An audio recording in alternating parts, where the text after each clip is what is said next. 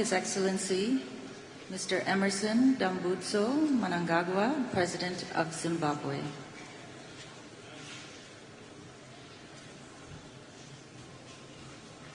Your Excellency, you have the floor.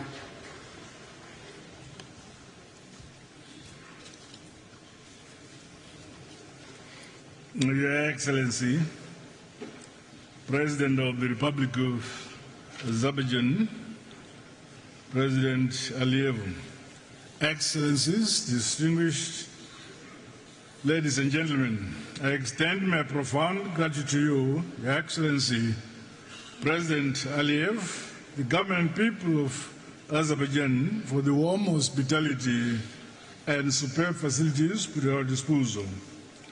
The COP29 theme is both timely and urgent, given the escalating global climate crisis.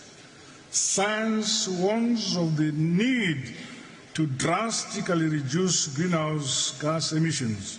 Regrettably, pollution continues to degrade the environment, threatening the quality of our air and water, while biodiversity loss threatens food security, pushing millions into poverty and hunger. The time for half measures is over, and we all have a duty to fully implement our agreements. Zimbabwe bears the scars of climate change and is currently experiencing one of the most devastating El Nino-induced droughts in history. The drought has negatively impacted nearly every aspect of life in Zimbabwe. My government, in April this year, declared a national state of disaster. The crisis extends beyond Zimbabwe and is affecting the entire Southern Africa region. Our reliance on hydroelectric power has also made our clean energy supply precarious. These cascading efforts underscore the vulnerability of developing countries like Zimbabwe to climate change while contributing minimally to global emissions. The transition to renewable energy is non-negotiable, while a just transition combined with robust financial technological support for developing countries are critically important to drive the climate action agenda. As such, my country is implementing the Nationally Determined Contribution Implementation Plan and Investment Framework to aid in our resource mobilization. Additionally, Zimbabwe recently developed a national carbon market framework which puts Article 6 compliance framework at the heart of Zimbabwe's climate change strategy. Zimbabwe welcomes the formal registration of the group of landlocked developing countries as a negotiating group in global climate processes. As we reflect on the commitments made at recent Summit of the Future, I urge us all to align our climate actions with our broader vision for more just, peaceful, and inclusive order. Let us act decisively to build a legacy of hope, resilience, and shared prosperity on a healthy earth. I thank you.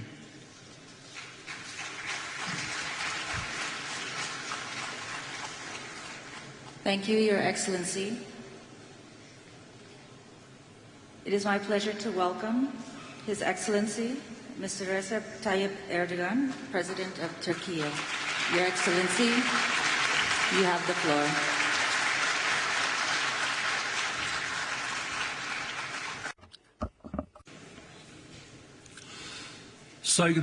Distinguished heads of states and governments, distinguished Secretary General, I would like to salute you all on behalf of myself and my nation with my most heartfelt emotions.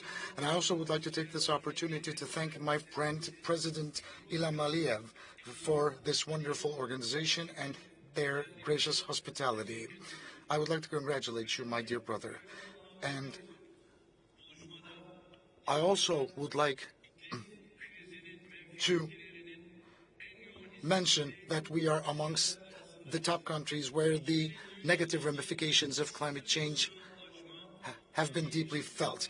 2053 will be a year where we will all reach zero carbon emissions. And in order for that to be possible, we are forming our key sectors for green transformation and development. We are creating our green financing strategy, and we are on the brink of forming a national green taxonomy system. The cap and trade legislation will be offered for the ratification of the Assembly very soon. Before COP29, we have prepared our 2-year transparency report and the long-term climate strategy, which will be released in the final form. For the years 2024-2030, the climate change mitigation adaptation strategy action plans had been already mobilized.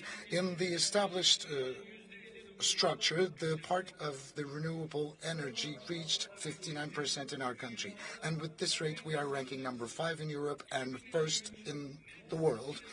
The net zero emission objectives for 2024 to 2030, we have the fundamental priorities such as energy efficiency, renewable energy, and nuclear energy. Today, we have a total capacity of 31,000 megawatts of wind power and 23,000 megawatts of solar power, which will reach 120,000 megawatts in the year 2030.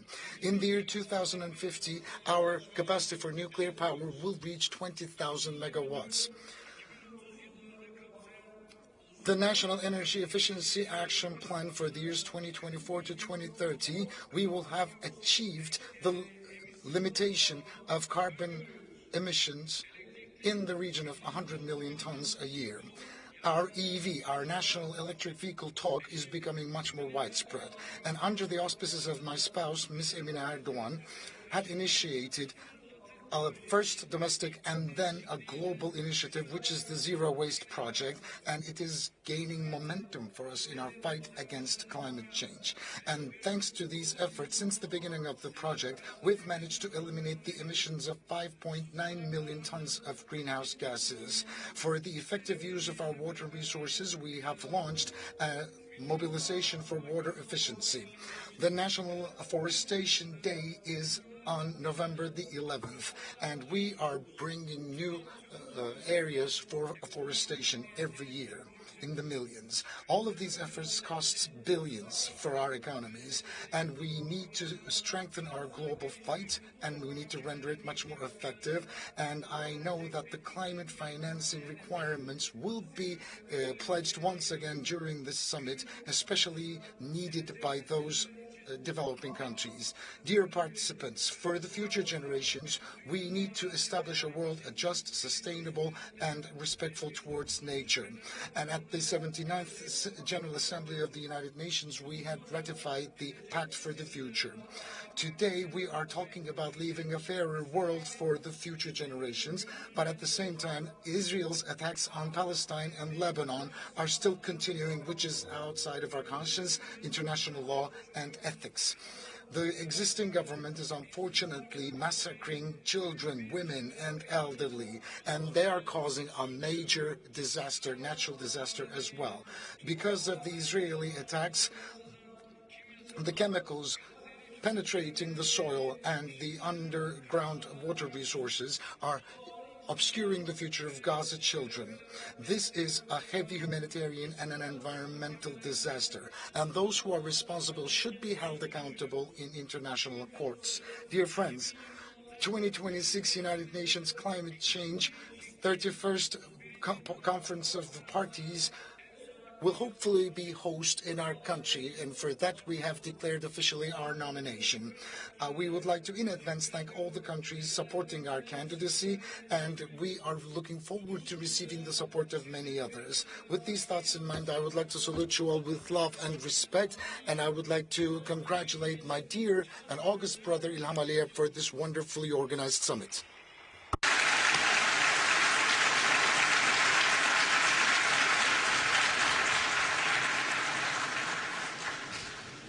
Thank you, Excellency.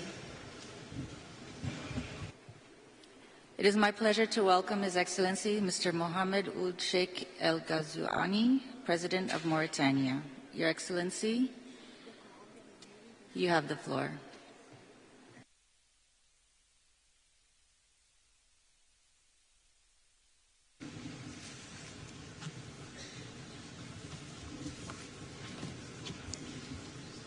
Bismillah ar-Rahman ar-Rahim.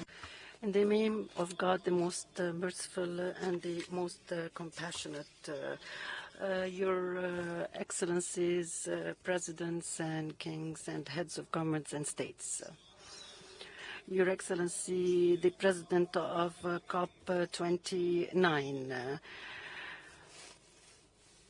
Your Excellency, the Secretary General of the UN, Excellencies, representatives of the international governmental organizations and non-governmental organizations, ladies and gentlemen.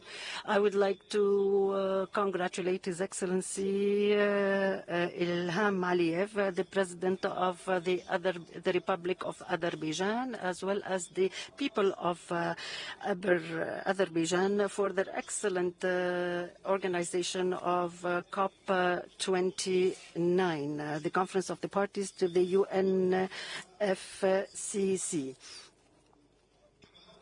I would also like to congratulate His Excellency Sheikh Mohammed bin Zayed Al Nahyan, the President of the UAE, for his excellent organization of the previous COP in Dubai and the excellent series of results, such as the excellent agreement to implement the fund for the loss and damages related to climate change, as well as the various statements and declarations made in Dubai.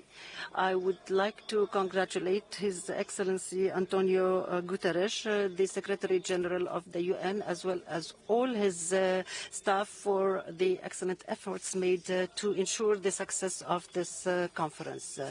Your Excellencies, ladies and gentlemen, the severe climate changes as a result of the severe heating on the planet represent threats and risks to our life on this planet. Thus, today we feel the urgent need to counter the negative effects of climate change, and we are responsible. We have this historic responsibility to move very swiftly in order to make amends before it is too late. In spite of our limited emissions, we feel the desertification, the floods, and the other negative results of climate change. All these risk our systems of livelihood as well as our economies. In spite of the fact that we have not participated or contributed a lot to that climate change, we do take climate action very seriously, and we have an initiative related to the Green Wall, and we have adopted the Middle Eastern Initiative for a Green Middle East that was launched by our brethren state, Saudi Arabia. We have adopted severe actions to limit the emissions, and we have imposed taxes within the country in order to limit the emissions and to restore the various lands that have been affected by climate change. We also exert various efforts to use our renewable energy, which is more than 4,000 megawatt or gigawatt, to be able to use these renewable energy to the best of our capabilities. We have reached 48% of such use and aim at 60% by 2030. And here we would like to renew our call to international financial organizations to support us in this effort. And here I would like to underline the fact that Africa exerts major efforts to reduce the emissions in in spite of the fact that we do not produce a lot of those emissions. And this is through the use of renewable energy and increasing our adaptation policies to counter negative climate change effects. We need to strengthen international cooperation, regional cooperation. We need also to seek new funds and mobilize new funds according to the needs and priorities of the least developed countries, particularly in Africa. I wish you all the best in this COP28 and hope that we will be able to adopt further conclusions and declarations and statements that would underline our collaborative action to counter climate change. Thank you.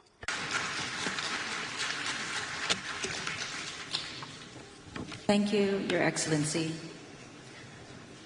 It is my pleasure to welcome His Excellency Mr. Shavkat Mirziyoyev, President of Uzbekistan. Your Excellency, you have the floor.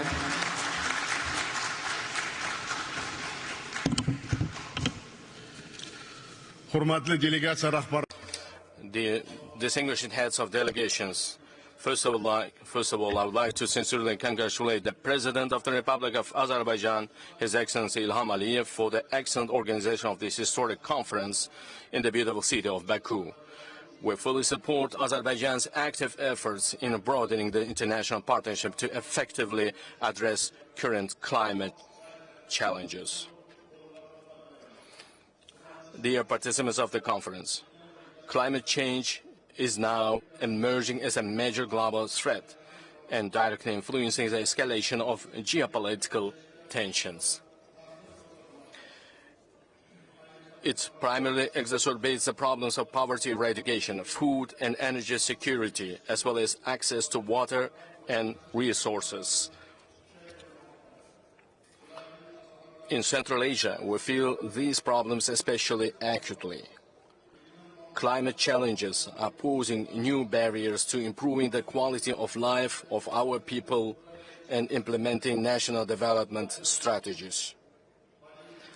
Our main goal under the Paris Agreement is to prevent the region from outpacing temperature rise and to keep it within 1.52 degrees this century.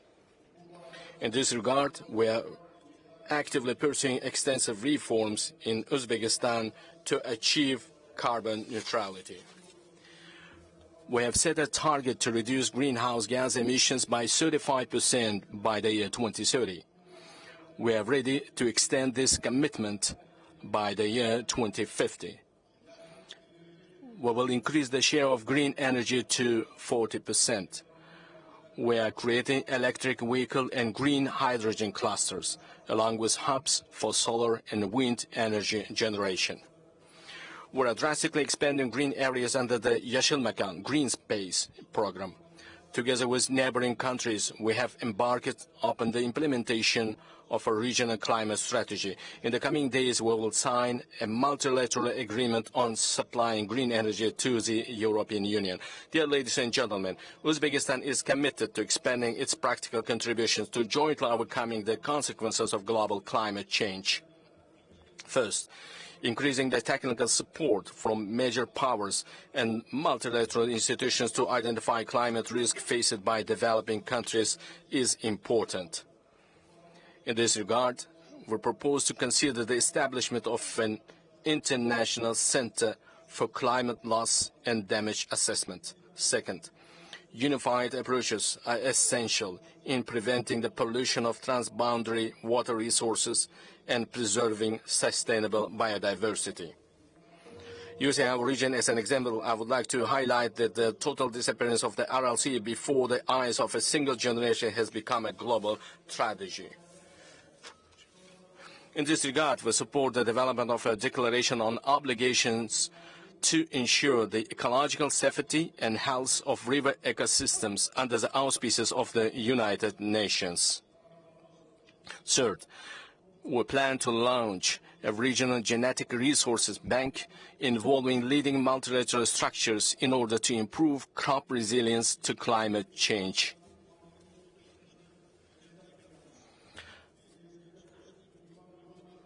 We put forward an initiative to create in our country the UN Agro-Industry Innovation Hub for landlocked countries. Fourth, we propose to create an alliance of world climate capitals for the transfer of advanced knowledge and best practices on sustainable development in megalopolises and cities which are negatively affected by climate change, and host its first forum in the city of Tashkent. Fifth, we invite the representatives of our countries to participate at the Global Youth Festival of Digital Green Initiatives on May 15, 2025 in the RLC region as part of the International Climate Day. Dear participants of the summit, I would like to reiterate Uzbekistan's readiness for open dialogue and partnership for common well-being and green development. Thank you for your kind attention. Thank you, Excellency. It is my pleasure to welcome His Excellency Mr. Umaro Sissoko Embalo, President of Guinea-Bissau. Your Excellency, you have the floor.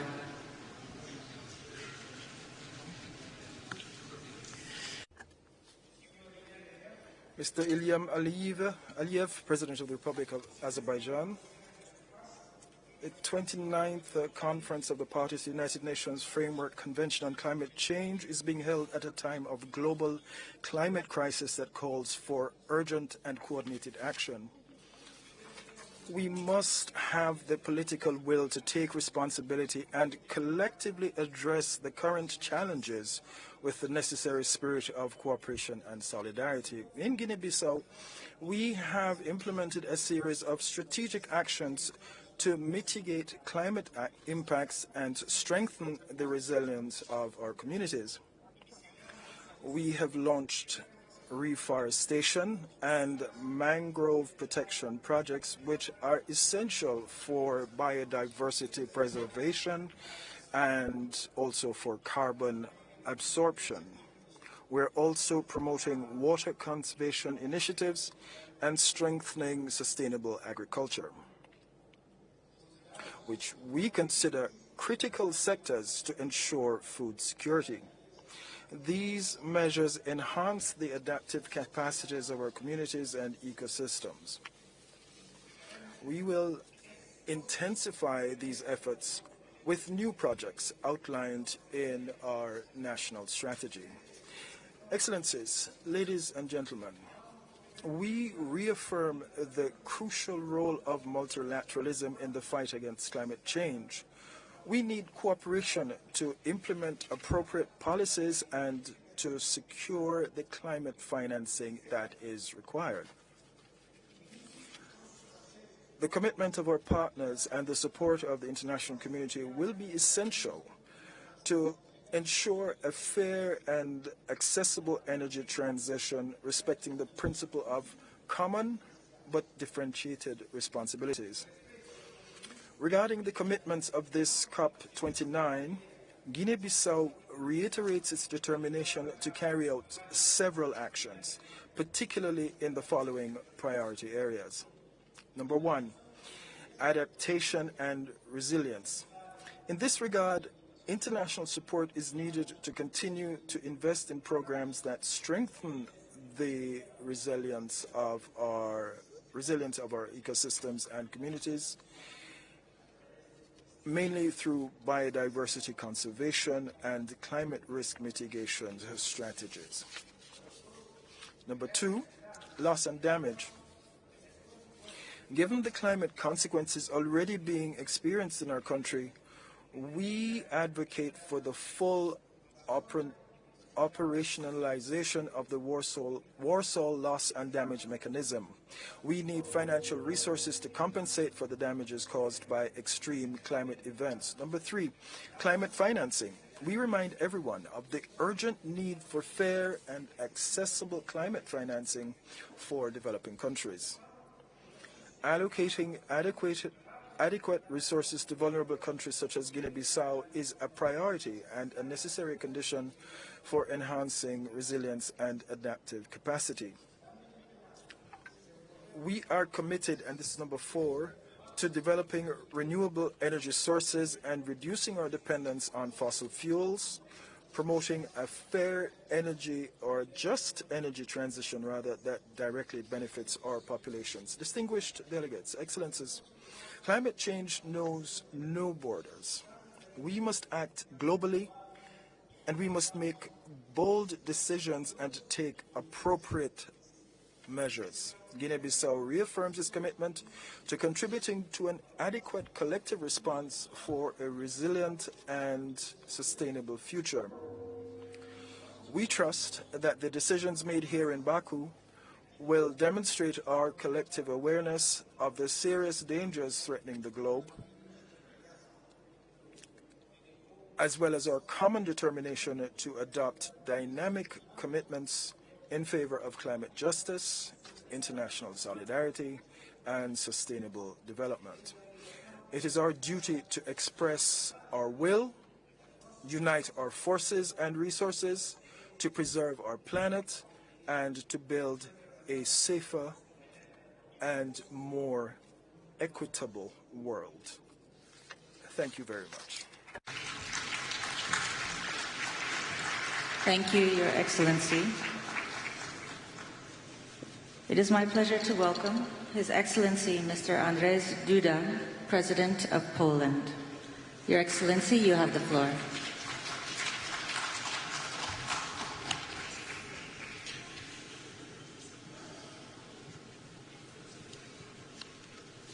Distinguished Madam President, distinguished Mr. Secretary General, distinguished President Aliyev, distinguished Presidents, heads of the states and the governments, ladies and gentlemen, I warmly congratulate Minister Mukhtar Babayev on taking over this year's presidency of the 29th session of the Conference of the Parties of the United Nations Framework Convention on Climate Change. I thank His Excellency President Aliyev and the Republic of Azerbaijan for the organization of the event and for excellent hospitality. This is the last time that I attended the Conference of the Parties as President of the Republic of Poland. I am pleased to be able to raise once again issues of such immense importance to our future. During my presidency in Poland, I have worked to keep the climate policy agenda high on my country's priority list. I am glad that I had the pleasure to personally ratify the Paris Agreement in 2016. I also feel great satisfaction with the organization of COP29 in Katowice. It was, in my opinion, a landmark event in many ways. It was exactly in Katowice that we adopted the so-called Katowice Rule Book, a guide to implementing the tenet of the Paris Agreement. It was also there that the idea of the Declaration on Solidarity and Just Transition was born. Today, it constitutes the benchmark for energy and economic transformation across the world.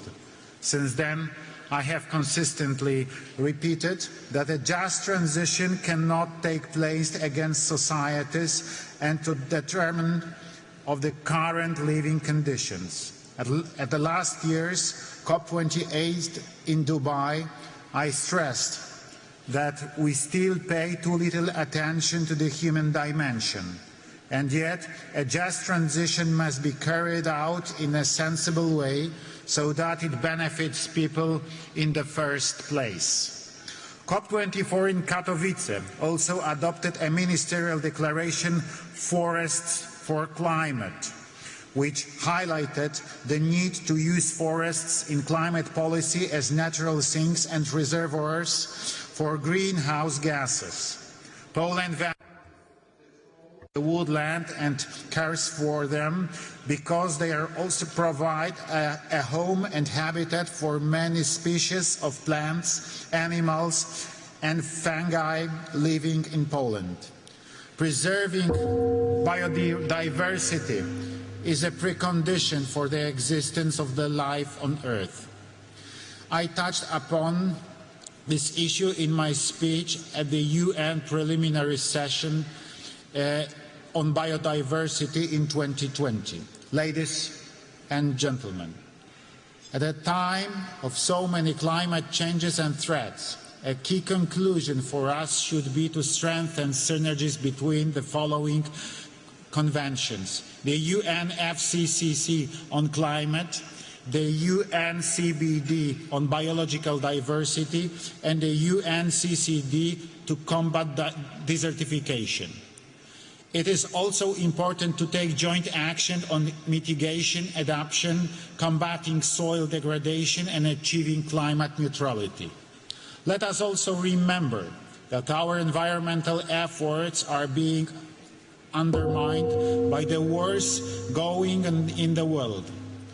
Russian aggression against Ukraine has shown us that armed conflicts also result in serious environmental damage and pollution. Therefore, our actions must be comprehensive, because environmental protection is also conflict prevention. Excellencies, despite challenges, Poland fulfills all its obligations and is consistent in following the path of sustainable development and just transition.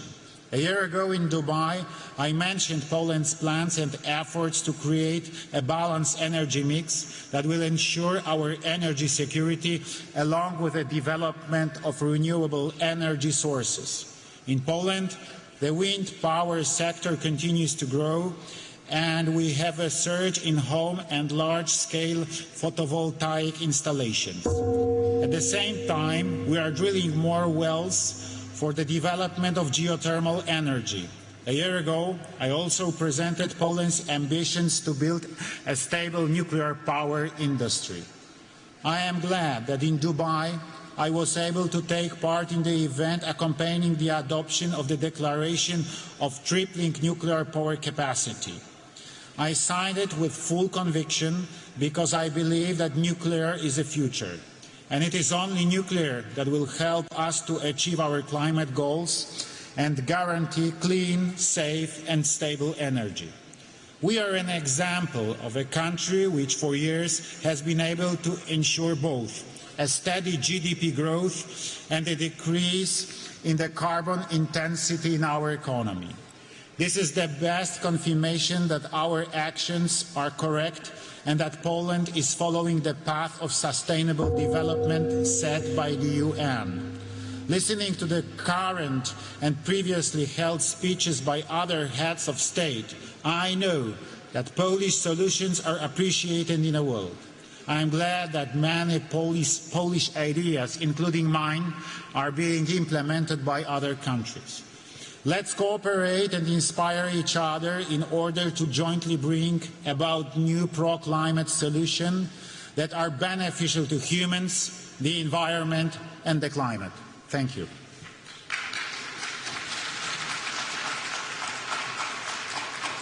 Thank you, Your Excellency. It is my pleasure to welcome His Excellency, Mr. Emomali Rahmon, President of Tajikistan.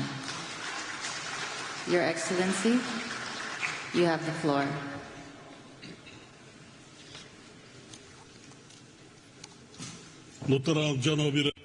Your Excellency, Chairperson, ladies and gentlemen, I would like to express my profound gratitude to the government of the Republic of Azerbaijan and the United Nations for the warm welcome and hosting today's event at a high level. Over the last 5 years, we have continuously witnessed the hottest years and months across all observation periods. According to experts' reports, 2024 is also recorded as the hottest year ever. We therefore need to significantly increase our efforts and actions to address climate issues. Distinguished audience, based on our green economy development strategy, we intend to fully transform energy production in the country to renewable sources by 2032 and to convert Tajikistan into a green country by 2037.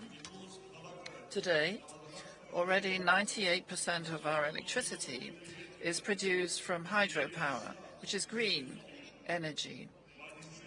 And Tajikistan, with its lowest indicators of greenhouse gas emissions, is ranked 130th in the world in terms of carbon dioxide emissions. Another important point I would like to draw your attention to is the nexus between water and climate. It is pleasing to note that the COP29 will adopt a declaration on water for climate action. In this regard, we must pay special attention to the accelerated melting of the glaciers, which is occurring due to the consequences of climate change. In this context, at the initiative of Tajikistan, the United Nations General Assembly declared the year 2025 as the Year of Glaciers Preservation. According to this resolution, the World Day of Glaciers has been proclaimed, and an international trust fund of glaciers preservation has been established under the United Nations. Tajikistan has contributed its share to this fund and calls on all partners to support this initiative. Furthermore, in accordance with this resolution, it has been decided to hold the high-level international conference on glacier preservation in Dushanbe in May 2025.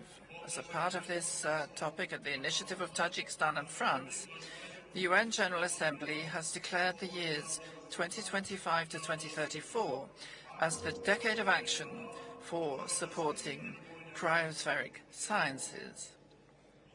Given the importance of these issues, I propose that under the auspices of the World Meteorological Organization and in cooperation with other development partners, a regional coordination center for glaciology be established in the city of Dushanbe.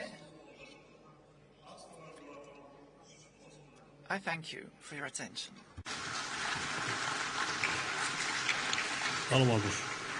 Thank you, Your Excellency.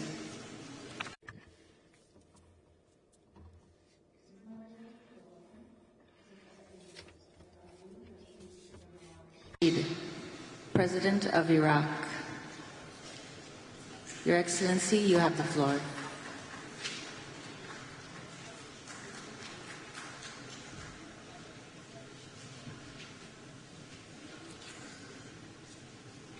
أصحاب السعادة والفخامة والسمو والمعالي السيدات والسادة السلام عليكم ورحمة Your Majesty and Excellencies, may the peace of God be with you. Today we convene for the 29th COP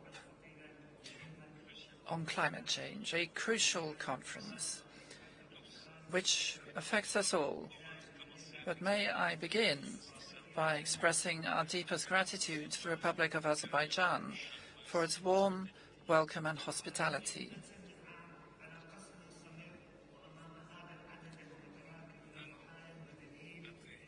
One year on from the constant bombing and incessant killings of women and children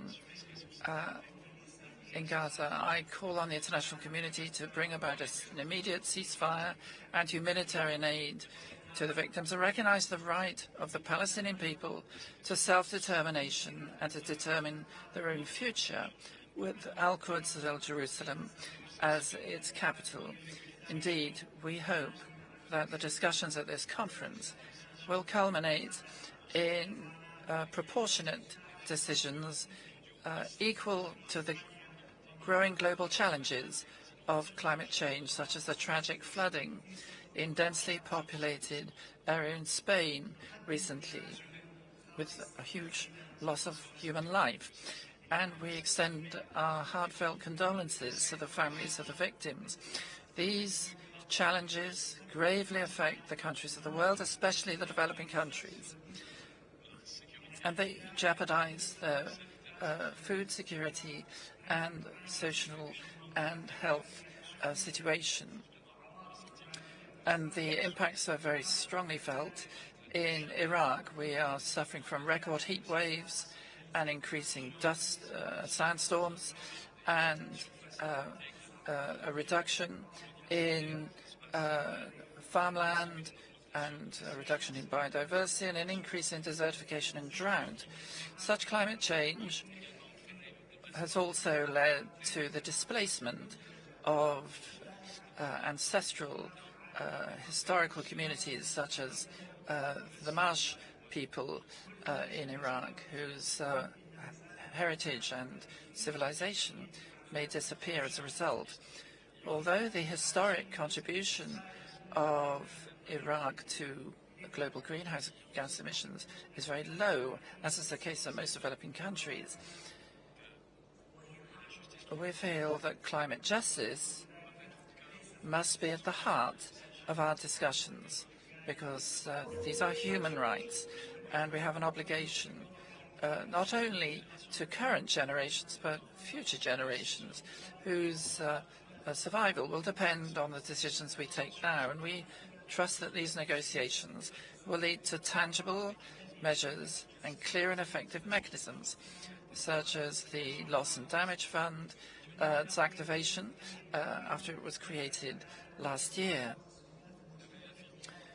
We reaffirm our commitment to the principles of fairness, equity, and common but differentiated responsibilities in facing climate change. Iraq depends a great deal on fossil fuels, and it's especially vulnerable to climate change and any measures taken to tackle it, which is why we call on the countries of the region affected by the same climate problems to establish a negotiating group to coordinate their efforts and to work hand in hand so that our collective contribution is greater than the sum of our parts.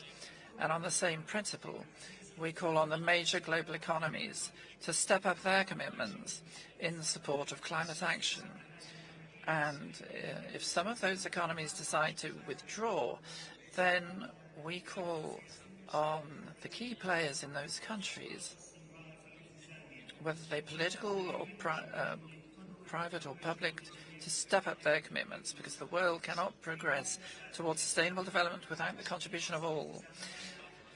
Iraq, ladies and gentlemen, is working to honor its commitments under the Convention and other international agreements related to climate in order to reduce its greenhouse gas emissions and to adapt to the impact of climate change, as well as to mitigate the effects, while also to bring about renewable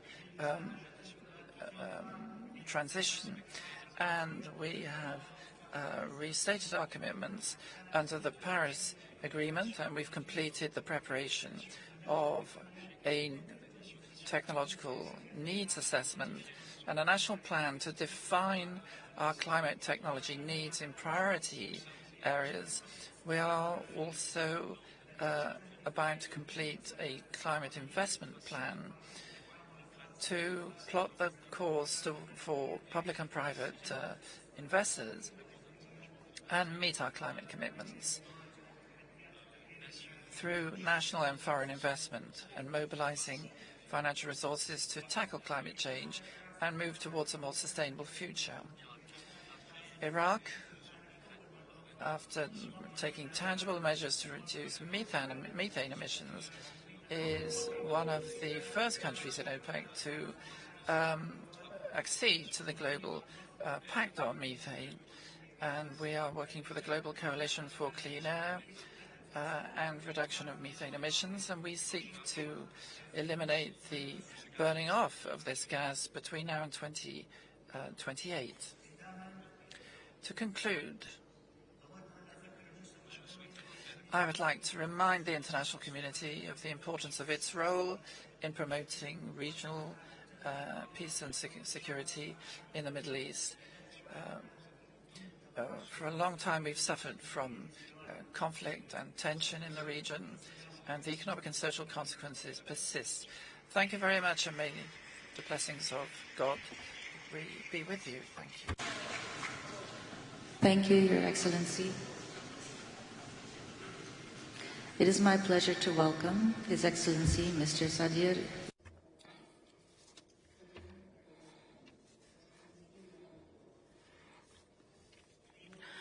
Dear Chairman, dear ladies and gentlemen, against the backdrop of accelerating global climate change, we today must agree on coordinated, well-funded climate action to achieve the ambitions of the Paris Agreement. When we speak in the climate issue, we must unite regardless of relations between the countries of the world. We support the early adoption of the new collective quantitative goal on climate finance and call on development countries to raise amount of climate finance assistance to developing countries up to $2 trillion with easier access to this finance. For its part, Kyrgyzstan has initiated a mechanism for exchanging external debt for climate and sustainable development projects.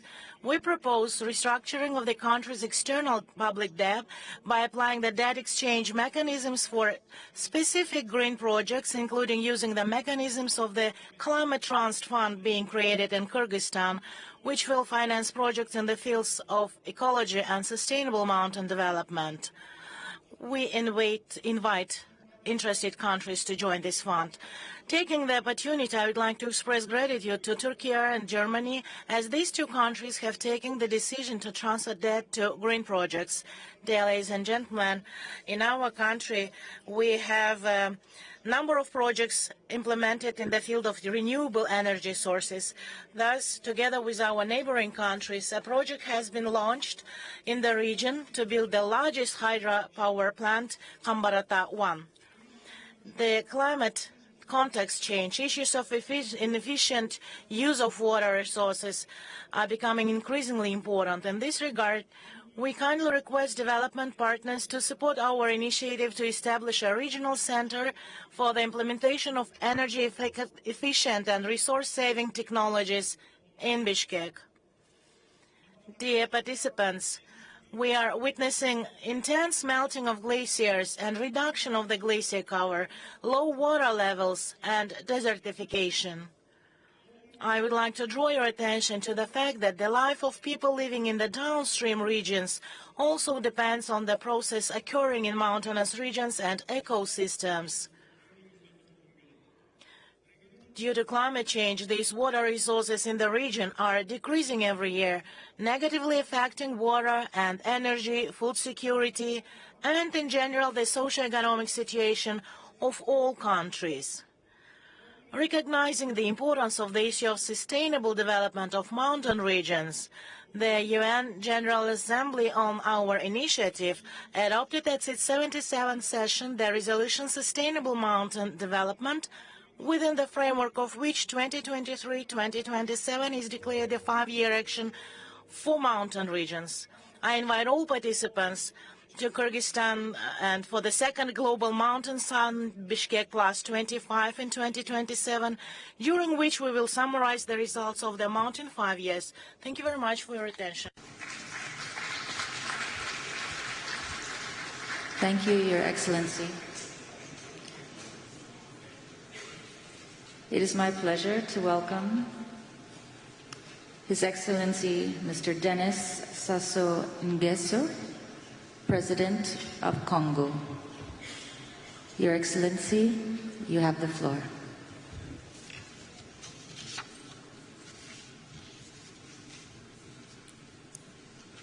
Mesdames et Messieurs, Heads of State and Government, Mr.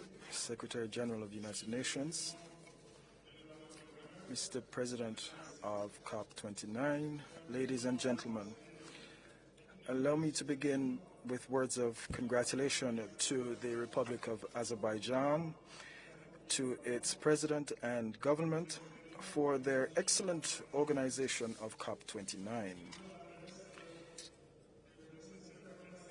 We extend to them our most sincere appreciation for the warm hospitality extended to my delegation and to myself. Ladies and gentlemen, the Republic of Congo, as most of you already know, has for almost a half a century, taken full part in the global effort to tackle climate change and biodiversity loss. Indeed,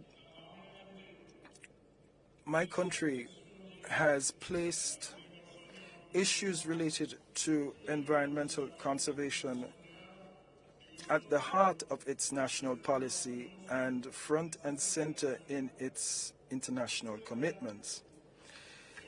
This year, in July, in Brazzaville, my country's capital, we hosted the first international conference on afforestation and reforestation. In our bid to deliver on our commitment and to strengthen the essential role of forests in regulating climate, and also in our bid to make the initiative for a global reforestation effort a permanent one, recently Congo submitted to the United Nations General Assembly a resolution on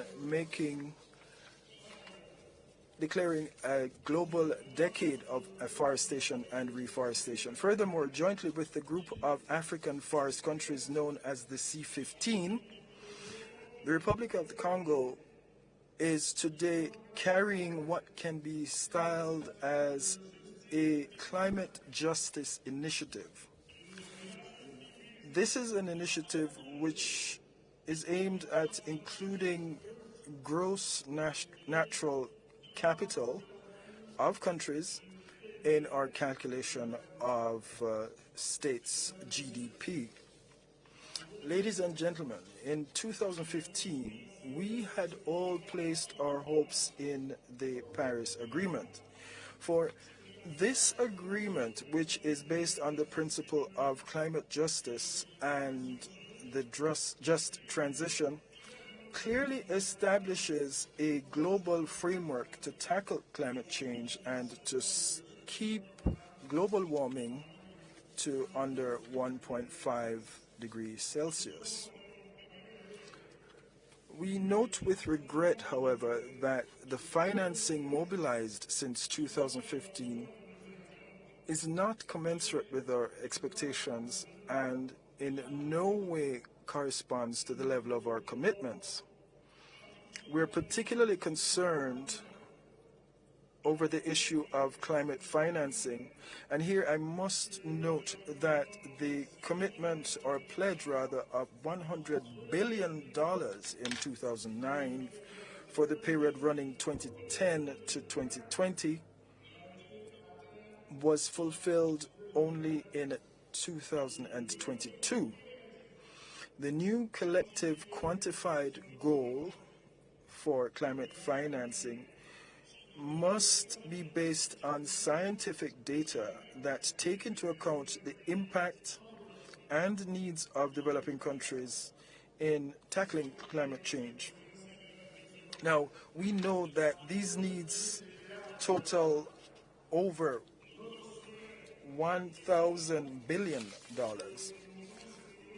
Our fervent wish is that the amount in this new goal will be established and defined from a perspective of climate justice and the just transition. This objective should enable our countries to reduce our debt burden rather than worsen it. Lastly, this new collective quantified goal should cover mitigation and adaptation in a balanced way. And in order to do so, substantial efforts must also be made to ensure that loss and damage are taken into account, because we must have substantial resources in place to tackle the impact of extreme events and to deal with any eventualities. And here I must welcome the fact that an encouraging step was taken here when we adopted here in Baku Article 6.4 of the Paris Agreement. We believe that this tool under the Paris Agreement which enables us to transfer carbon credits between low greenhouse gas emitting countries, and emitting countries will open a pathway to interstate, international, and structured cooperation that will foster sustainable development, resilience, and economic diversification in developing countries. Ladies and gentlemen, the ecological transition which we all yearn for will not take place unless we have innovative financing mechanisms in place, mechanisms that can help us open up new prospects for development based on resilience, sustainability, and on carbon neutrality. This is a challenge which we have before us here and now. Thank you. Thank you, Your Excellency.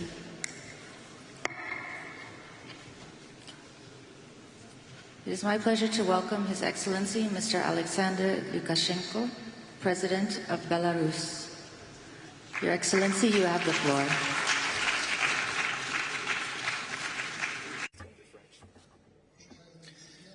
Distinguished friends, much has been said about how much has been done in dealing with climate change, but I've followed events since the last conference, and things have only got worse. A war in the Middle East, a war in Ukraine, a war in the south of Yemen.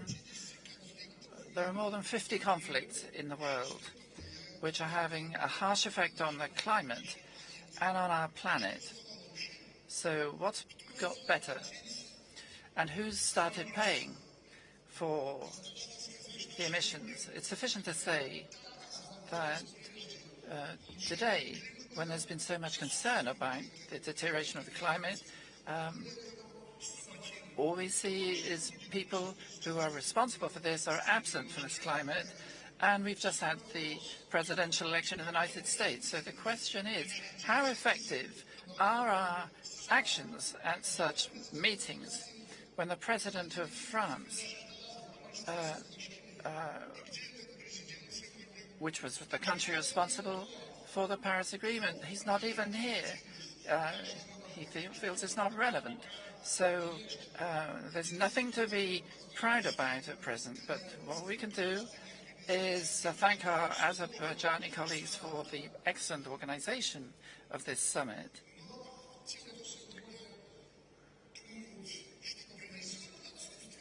But what will come from the absence of people from this summit? It's not going to come from the United States. Recently, so many people died in Valencia, which shows what we're doing about improving the climate.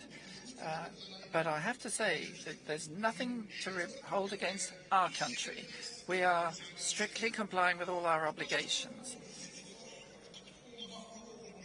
But since there is this deep-seated bureaucracy in the UN Secretariat, it's almost impossible to say anything substantive.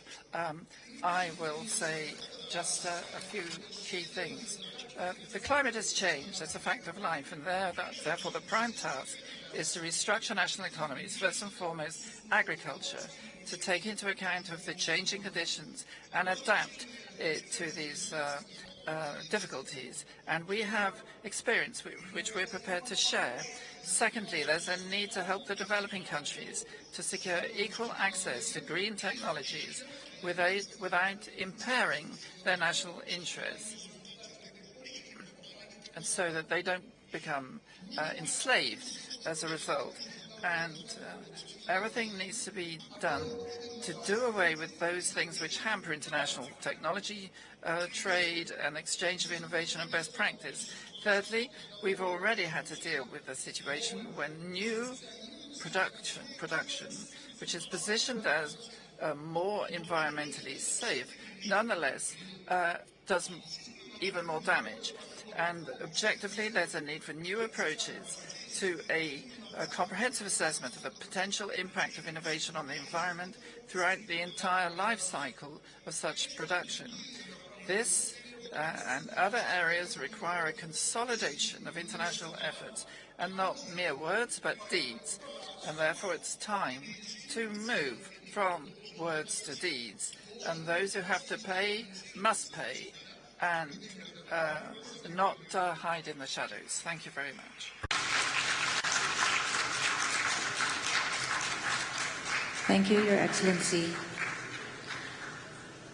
It is my pleasure to welcome His Excellency Mr. Mohammed Yunus A.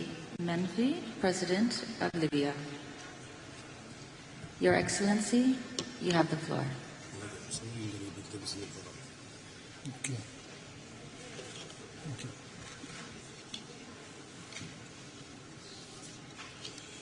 بسم الله الرحمن الرحيم.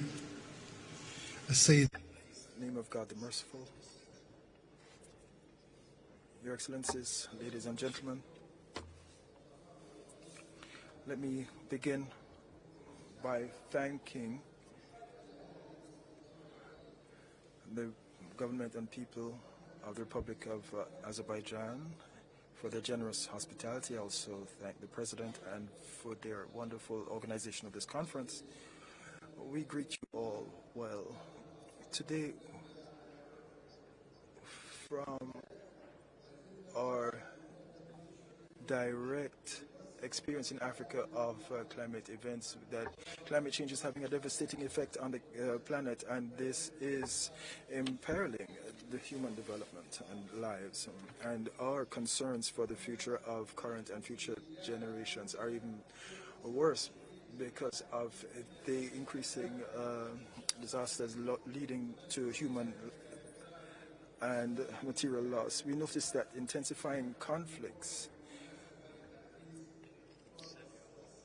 are intensifying, and we welcome the call for truce and to reduce military activities, and we encourage the presidency to renew this call each time for global peace. Ladies and gentlemen, 14 months ago, several regions in the Green Mountains experienced disasters that caused the loss of hundreds of lives.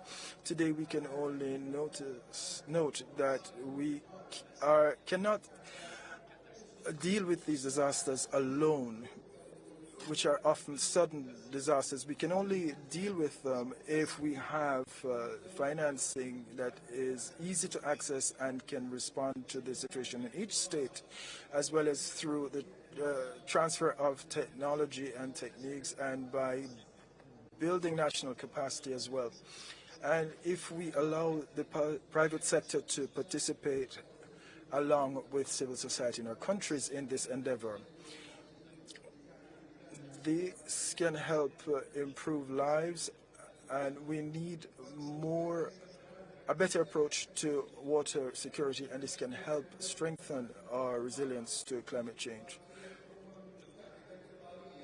We reaffirm the need to look into the pledges undertaken by the developed countries under the UNFCCC with respect to transfer of technology, financing, and so on. Libyan cooperation announced the initiative following COP29 that we will be expanding the plant cover in Libya to reduce emissions and to capture carbon emissions. We believe we'll be able to achieve net zero by 2030, but also create a carbon credit bank. Like the other countries, we wish to deal with the financing gap. We need financing that will come from multiple sources, and we must enable access to financing through the World Bank, the IMF, and other IFIs, so that there will be access to credits, especially for adaptation and mitigation projects so that these projects can actually become investment projects.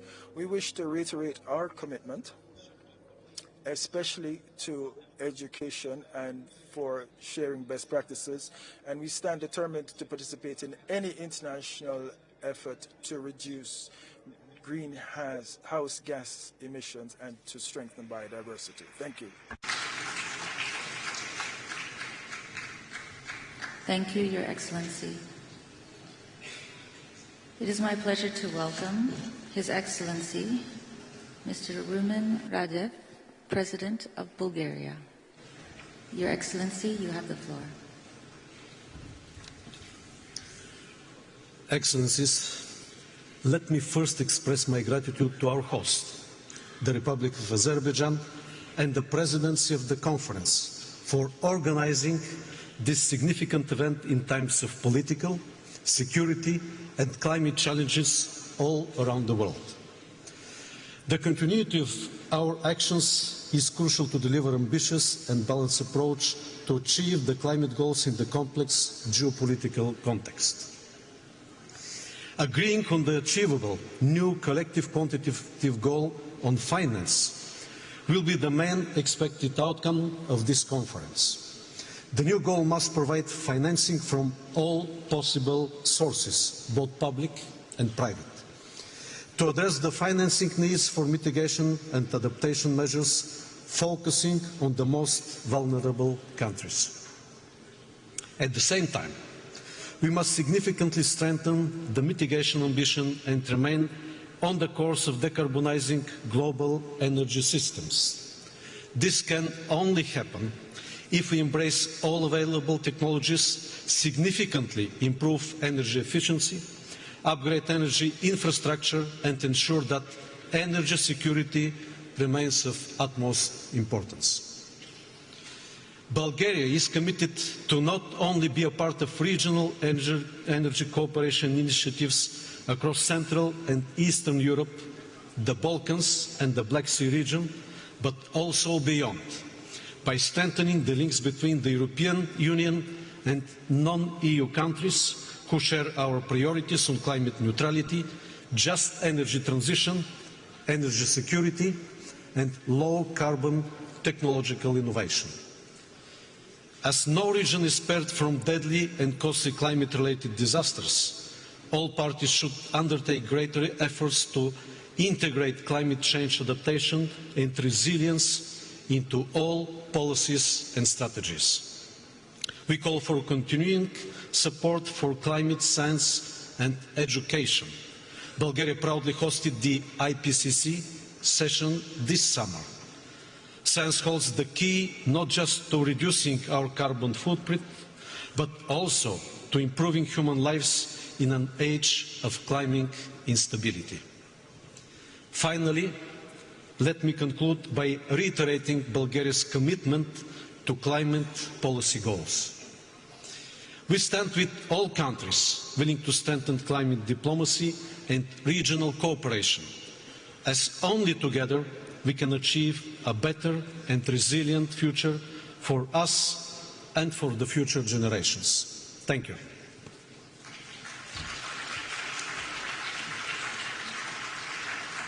Thank you, Your Excellency. It is my pleasure to welcome His Excellency, Mr. Mohamed Muizu, President of Maldives. Your Excellency, you have the floor.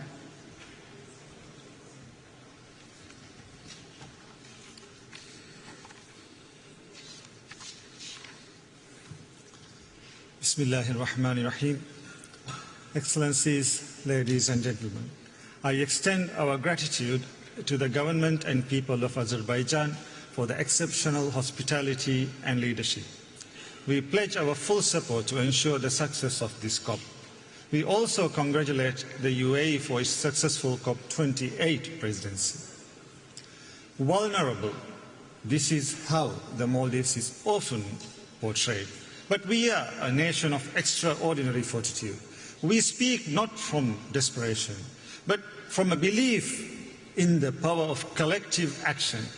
Our story is not of fragility. It is a testament to resilience, leadership, and international cooperation. Since hosting the first Small States Conference 35 years ago, we have called for stronger climate action. Our call has not changed. Our course has not strayed. Because for us, the environment and the ocean are more than resources. They are our cultural identity.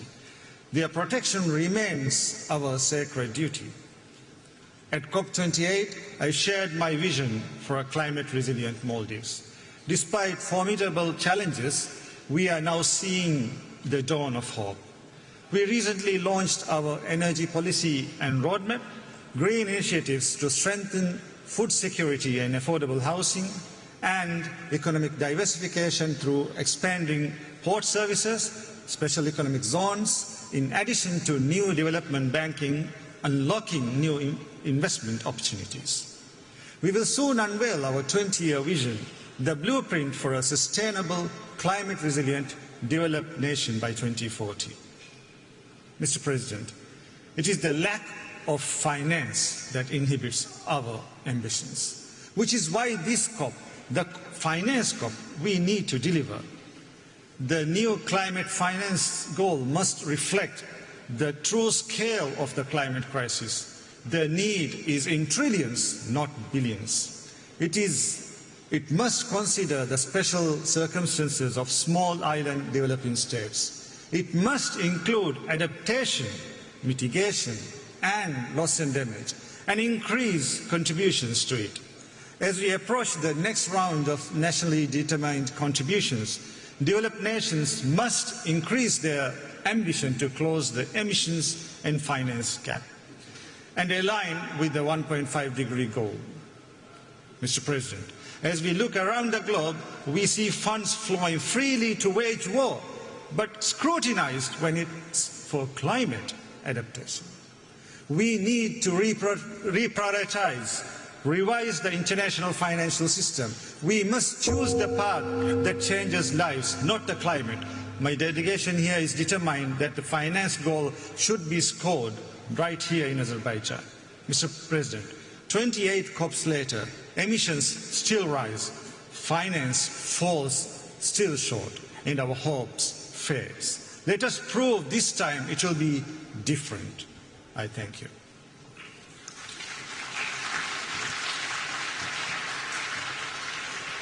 Thank you, Your Excellency. It is my pleasure to welcome His Excellency, Mr. Faure Essozimna Nyasingbe, President of Togo. Your Excellency, you have the floor. Excellences, Mesdames et Your Excellencies, ladies and gentlemen, heads of state and government, ladies and gentlemen, heads of delegations, distinguished delegates, ladies and gentlemen, we are here to recall a simple truth. Climate promises are no longer enough. Every year the urgency becomes greater, and every year we are approaching the point of no return, and it's important for our actions to reflect the urgency. To find our way there, I'd like to make two comments. Firstly, there's a need for genuine climate justice. That is, a shared but differentiated responsibilities among countries. Africa is paying the harshest price for climate change. We contribute small amounts in global emissions, but we incur the most severe impacts. It's our ecosystems of food security and our economies which are bearing the brunt of this crisis, and our need for climate justice can no longer be disregarded. As leaders, each and everyone's responsibility is to move beyond promises and start concrete action. Togo is ready to do its share. We've made major progress in terms of dealing with coastal erosion and reforestation and climate action based on renewed energies. But we cannot reverse the global trend alone.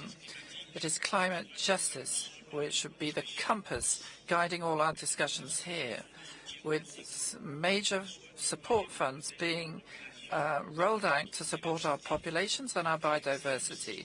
This also requires that major emitters recognize once and for all explicitly this issue of climate justice in international agreements.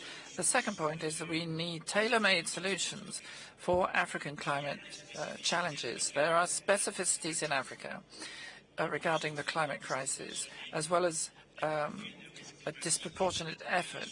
And very often, the profiles in our countries are different from those elsewhere.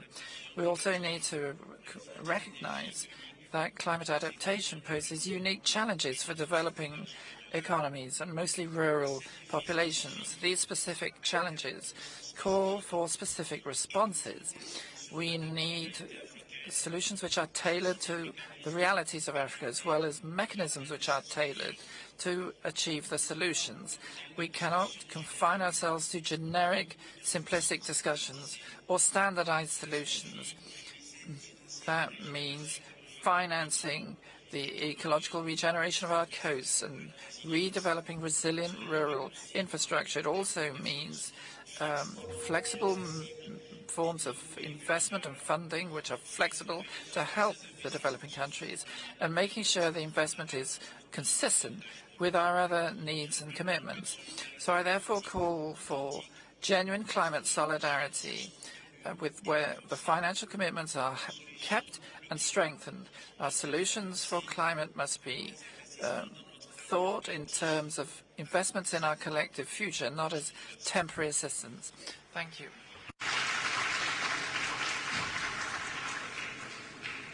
Thank you, Excellency.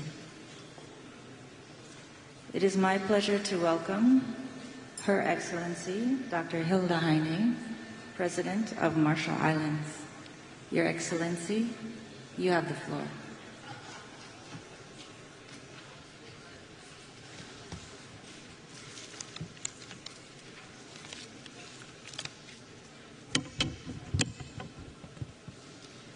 His Excellency Ilhan Aliyev, President of Azerbaijan, His Excellency Antonio Guterres, UN Secretary General, COP29 President Mukhtar Babayev, distinguished heads of states and governments, heads of delegations, ladies and gentlemen. Yahweh, on behalf of the Republic of the Marshall Islands, it is an honor to once again participate in this critical summit. The Marshallese people are navigators. We are the descendants of those that found tiny strings of islands, atolls that just glance above the waves of the wide Pacific Ocean and made them our homes. Our forebears mapped the tides with sticks, coconut fronds, and shells. So it is in our blood to know when a tide is turning. And on climate, the tide is turning today. It is no longer a question of whether the energy transition will occur, but how. Will it be fair and inclusive? Will it be fast enough? Will those that defy our agreements to transition away from fossil fuels and go home to pump more oil, extract more gas, and mine more coal be held to account? Time will judge those that fail to make the transition. Some may fail because of denial and delusions, the misplaced idea that their country somehow will be immune, the fallacy that their short-term interests are worth the destruction on their doorstep, and that they will escape without blame. Other risks falling behind because they lack the resources to make the transition happen. In the Marshall Islands, we have a vision for a future with clean energy and the resilience to withstand climate impacts. But to make that vision a reality, we need much more money, and we need it much faster. Our National Adaptation Plan sets out a pathway for our entire nation to become resilient in the face of the climate crisis. As one of the most vulnerable places on the planet, every aspect of our lives will change, from infrastructure to education to healthcare to our economy and culture. To protect our right to live in our homelands and exercise our right to self-determination. We cannot do this by cobbling together project-based funding, waiting for support that takes years to arrive. By improving access, coordinating processes, and reducing choke points, donors can put decisions in our hands where they belong. We've shown that with cooperation, we deliver. In collaboration with Germany and South Korea, a new innovative low-carbon cargo ship, the Juranai, has joined our domestic fleet that will have 80% lower CO2 emissions than comparable ships. The Republic of the Marshall Islands will soon submit a new enhanced NDC. Let me be clear. We have only received half of the finance we need to deliver our last NDC. But we will develop and submit a new one because we know that this system only works when everyone continues to strive and plays their part. But those parts are not all equal. Our contribution to global emission is tiny. Major emitters, members of the G20, if we can do it, so can you. You can and must submit 1.5-degree aligned NTCs that set absolute economy-wide reduction targets and that cover all greenhouse gases and categories. The urgency of these commitments and the urgency to act on them before 2030 is paramount. The repercussions of low ambition and inaction will only get worse. We will be watching for 1.5 greenwashing. You can and must spell out to the rest of the world whose safety relies on your action, how you will deliver, and the energy goals set in Dubai last year. President and Excellencies, the winds are shifting too on climate finance. With the explosive increase in the cost of the climate crisis, it is obvious to everyone that the system isn't working. We can no longer afford to be unrealistic and unresponsive about the cost of the crisis, which we all know are in the trillions of dollars per year. Anyone who is here to fight over who pays for a small share of those needs rather than engage in a collective effort to find the trillions is no friend to islands like mine. Nor can we afford empty promises. Those that have benefited from extractions have an obligation to provide the climate finance that is desperately and urgently needed. We need a new collective quantified goal that sets us on a path to adapt and protect our communities, drive down our emissions, and respond to the ever-increasing loss and damage. That starts with making it crystal clear what climate finance is not. It is not market rate loans, and it's definitely not finance that funds fossil fuel production. Article 9 of the Paris Agreement contains specific protection for SIDS that have never been operationalized. The new call must remedy this by ensuring a minimum floor of finance that flows to our islands. We can no longer afford to base our hope on an international financial architecture that holds us in the past, that perpetuates inequities. There is no shortage of proposals for how to reform these institutions. What has been missing is the willingness to make it happen.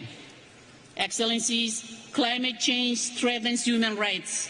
Every person on this planet has the right to a safe and healthy environment where they can thrive and have their dignity upheld.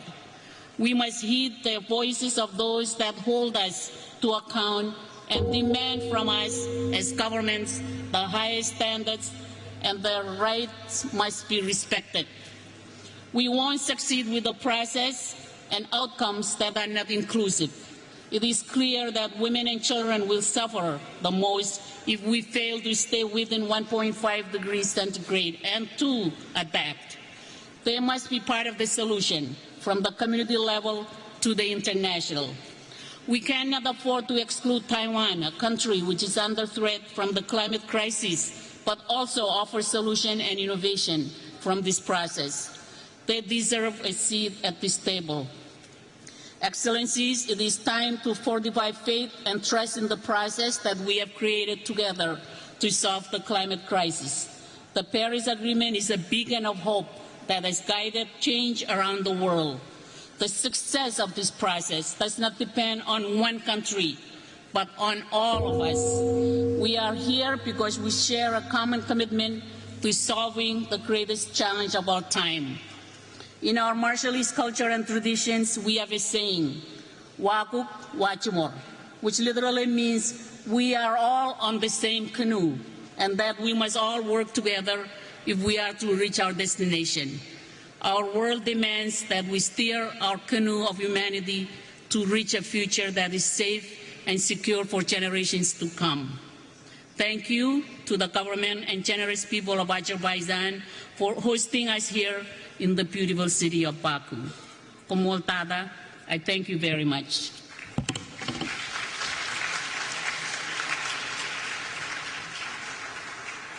Thank you, Your Excellency.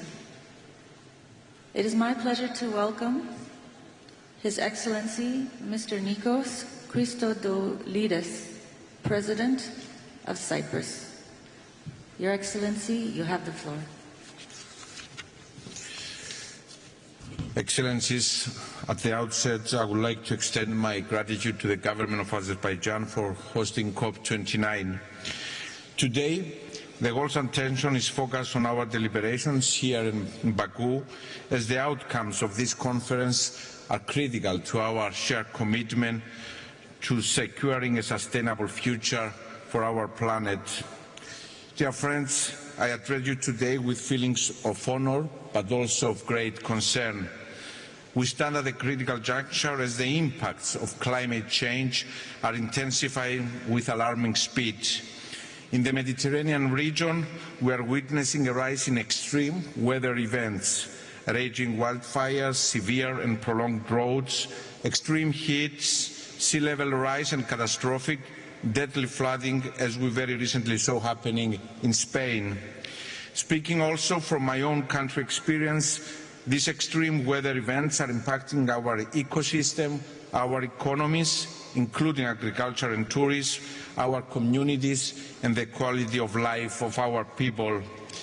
They act as a stark warning and also are highlighting the urgent need for decisive, coordinated action. We need immediate, targeted responses at both the national and regional levels. My country has taken proactive steps by implementing a national adaptation strategy since 2017. We are currently updating this strategy in order to strengthen our capacity to manage complex and interlinked climate risk. Despite our small carbon footprint, Cyprus is committed to contributing to global emissions reduction. Within the European Union framework, we submitted an enhanced nationally determined contribution in 2020, pledging to reduce greenhouse gas emissions by at least 55% by 2020 compared to the 1990 levels, and the European Union as a whole remains resolute in its legally binding commitment to achieve net zero emissions by 2050. At regional level, my country recently relaunched the Eastern Mediterranean and Middle East Climate Change Initiative, aiming to develop synergies to mitigate the impact of climate change with focus on cross-border projects. Dear friends, it is crystal clear that government action alone is not enough. We also need to engage our societies, our citizens, our businesses in this collective mission and fundamentally rethink the relationship between our economies and nature. Green investments, the transformation of the energy and industrial sectors, and the eventual decarbonization across sectors can be the answer to more competitive and healthier markets. Excellencies, as I already stressed, only by acting collectively with urgency and ambition we can avert the most severe consequences of climate change. With this in mind, we need to successfully conclude COP29 with a determined and forward-looking outcome, crystallizing pathways and opportunities for climate resilient and sustainable development. Before closing, dear friends, I would like to acknowledge the importance of youth. Young voices have been instrumental in pushing for an ambitious climate agenda. Let's hear their voices and let's heed their call. If we ignore these voices, our children and grandchildren will inherit a climate and natural dystopia. Let us resolutely work together the path of climate neutrality. Only together we can build resilient, sustainable and green societies for the generations that will inherit our planet. Thank you very much.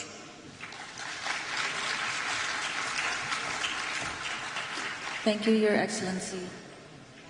It is my pleasure to welcome His Excellency Mr. Peter Pellegrini, President of Slovakia. Your Excellency, you have the floor.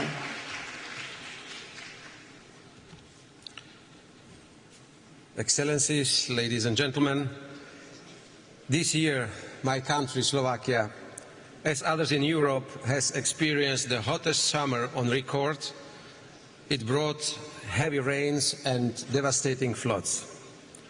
The greenhouse gas concentrations are the highest in the humankind. We have crossed critical 1.5 Celsius degrees in 12 consecutive months.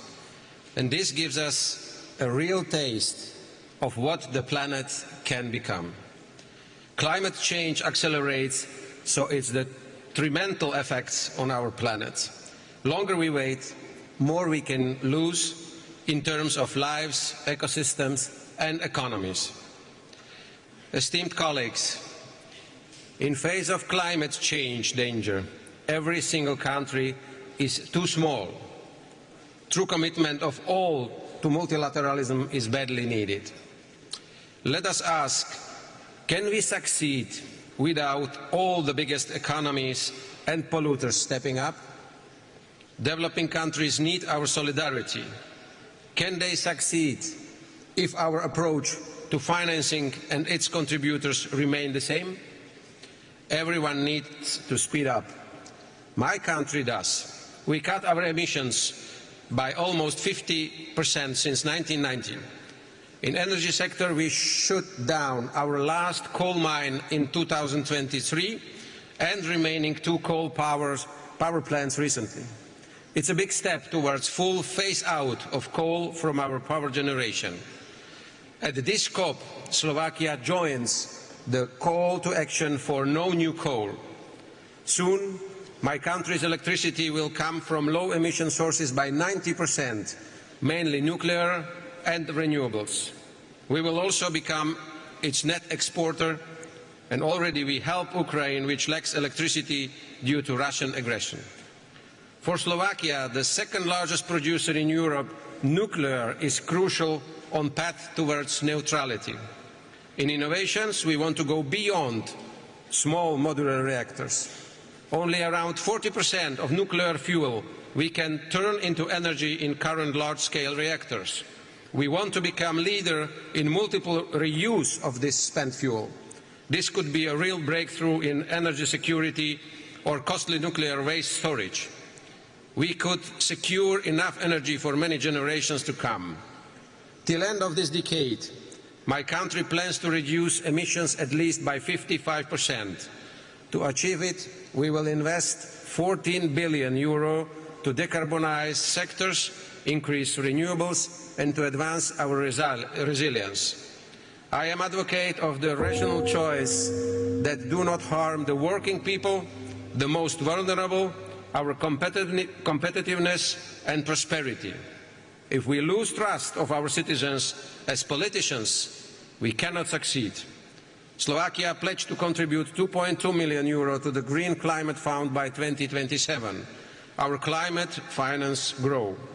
It helps our developing partners to build their cleaner future and their resilience to climate adversity.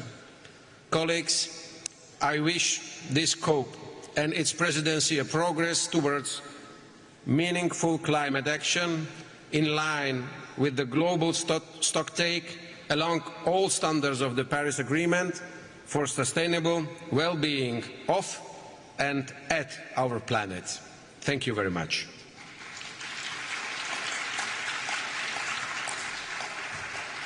Thank you, Your Excellency.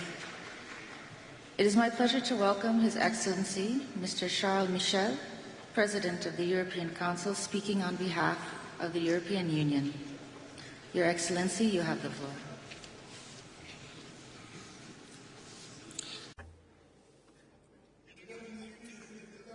Heads of state and government, heads of delegation, Your Excellencies, in your respective capacities, the world is on the razor's edge. Russia's war of aggression against Ukraine, the war in Gaza, and the tragic crisis in the Middle East, civil war in Sudan. These conflicts and many others are leading to humanitarian disasters for civilian populations and are polarizing societies across the world. Violent imperialism, endless cycles of vengeance and collective punishment are poisons that are imperiling us all. The European Union believes deeply in a world that is rules-based, the strength of law and not the law of strength. Ladies and gentlemen, each week somewhere in the world we have to deal with the devastating consequences of climate change. This climate threat is an existential threat to humanity, and it is our responsibility as human beings to wage for this war against nature, and some are more responsible than others, and they are known as the developed countries. And this is how the Paris Agreement should be our peace treaty with nature. The principle of cooperation should govern our implementation of this agreement.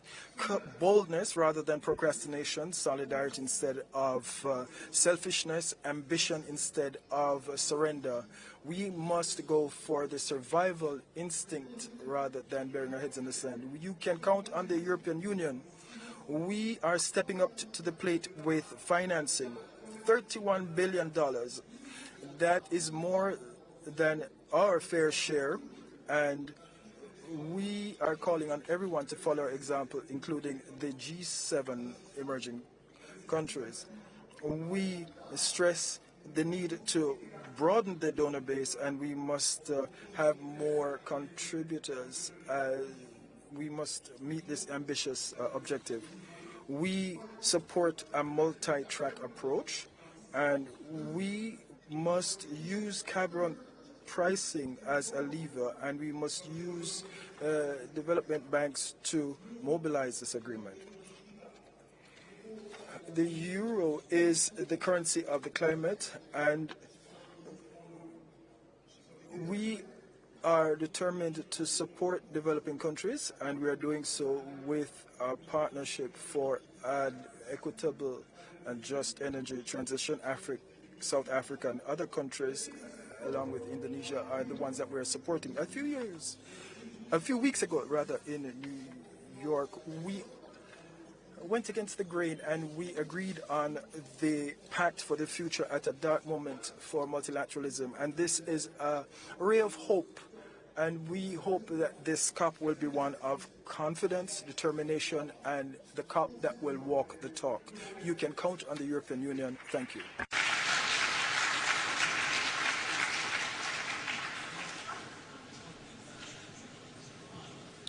It is my pleasure to welcome Her Excellency Ms. Gordana Swiatek-Daskova, President of North Macedonia. Your Excellency, you have the floor.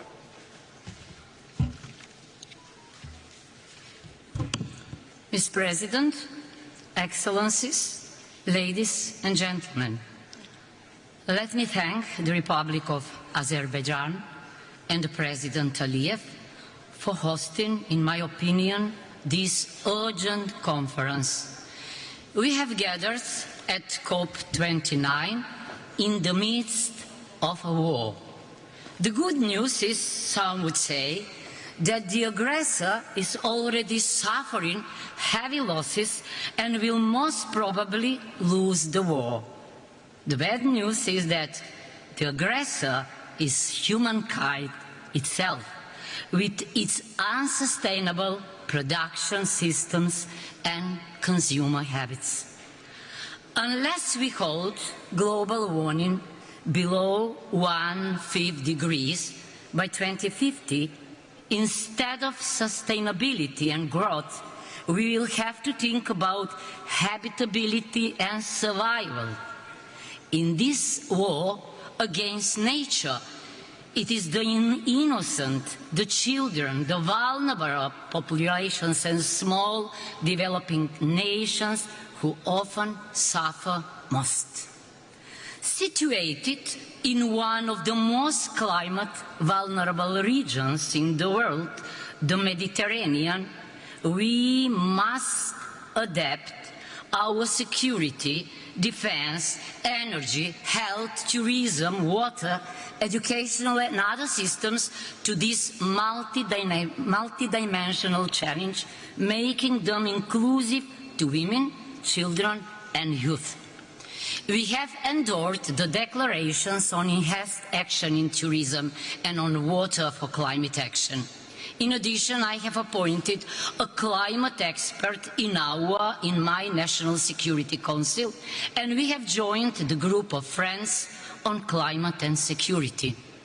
Our goal is to accelerate the transition to a low-carbon economy across all sectors, including energy, transport, industry and agriculture. To achieve green growth, we will invest in green jobs and reskill workers, moving away from carbon-based energy production. Sustainable energy transition must be environmentally and socially just. We adopted a long climate action. We will introduce a legal framework for monitoring, reporting, verification and accreditation. In parallel, we will adopt a revised law on energy and a new law on renewables. These laws support the implementation of the challenging green agenda and sustainable connectivity cluster in EU membership negotiations, requiring €3.1 billion for renewable energy and energy efficiency. The Economic and Investment Plan and the Green Agenda for the Western Balkans provide funding for this. Regardless of progress in the EU accession process, countries should have ongoing access to climate action funds before membership. Esteemed Excellencies, we need a peace agreement, a natural contract, as Michel Serra would say, to stop treating nature as adversary and start treating it as partner. The Paris Agreement, the SDGs are the blueprint of that peace agreement, of that natural contract. Let's implement them in the line with the principle Pacta sunt servanda.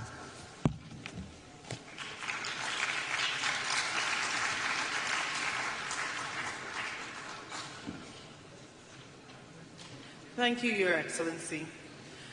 It is my pleasure to welcome His Excellency, Mr. Alexander Stubb, President of Finland.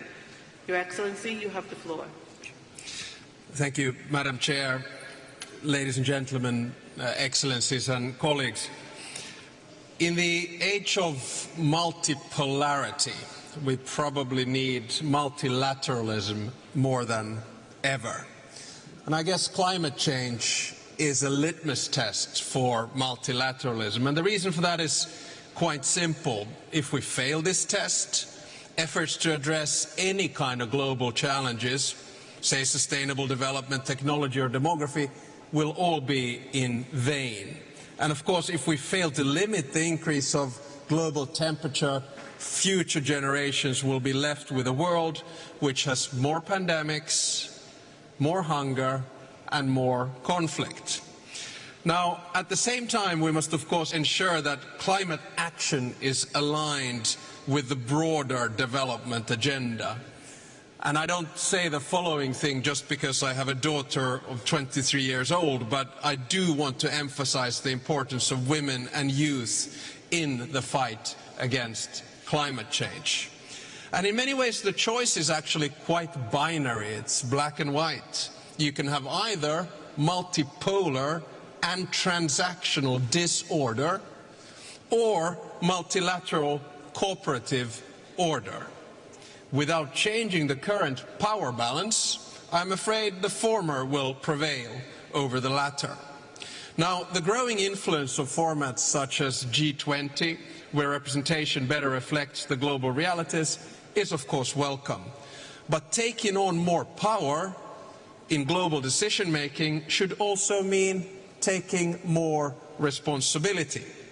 Countries which seek to upgrade their global influence to reflect modern realities cannot demand that global responsibilities are forever based on circumstances in the early 1990s. So therefore, the largest emitters and the largest economies will determine the direction of the whole planet.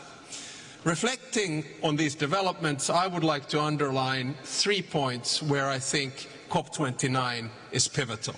First, we all have to take more responsibility for reducing emissions. Last year in Dubai, we took the crucial step by agreeing on the transition away from fossil fuels. Now we need to turn our promises into practice as we prepare our new nationally determined contributions ahead of COP30 in Belém. It's crucial that especially the G20 members show leadership by setting the most ambitious targets possible in line with the 1.5 degrees limit. Second, we all have to take more responsibility for climate finance. The new collective quantified goal needs to be both ambitious and achievable. It has to reflect the current global economy and sources of emission, not the situation more than 30 years ago.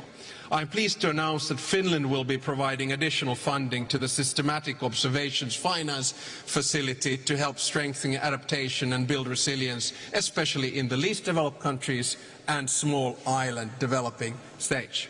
And let me conclude by saying that we actually need 3 things simultaneously. We need targets and legislation, we need finance, both public and private, and we need technological innovations. And the bottom line is that we need all 3 of them together. We cannot regulate ourselves out of this crisis, we cannot pay ourselves out of this crisis, but we can innovate ourselves from this crisis. Here in Baku, I'm really looking forward to explore all of these things achieved together. And whenever in the future I hear that gong, I shall take it as a symbol for the urgency we have to fight climate change. Thank you very much.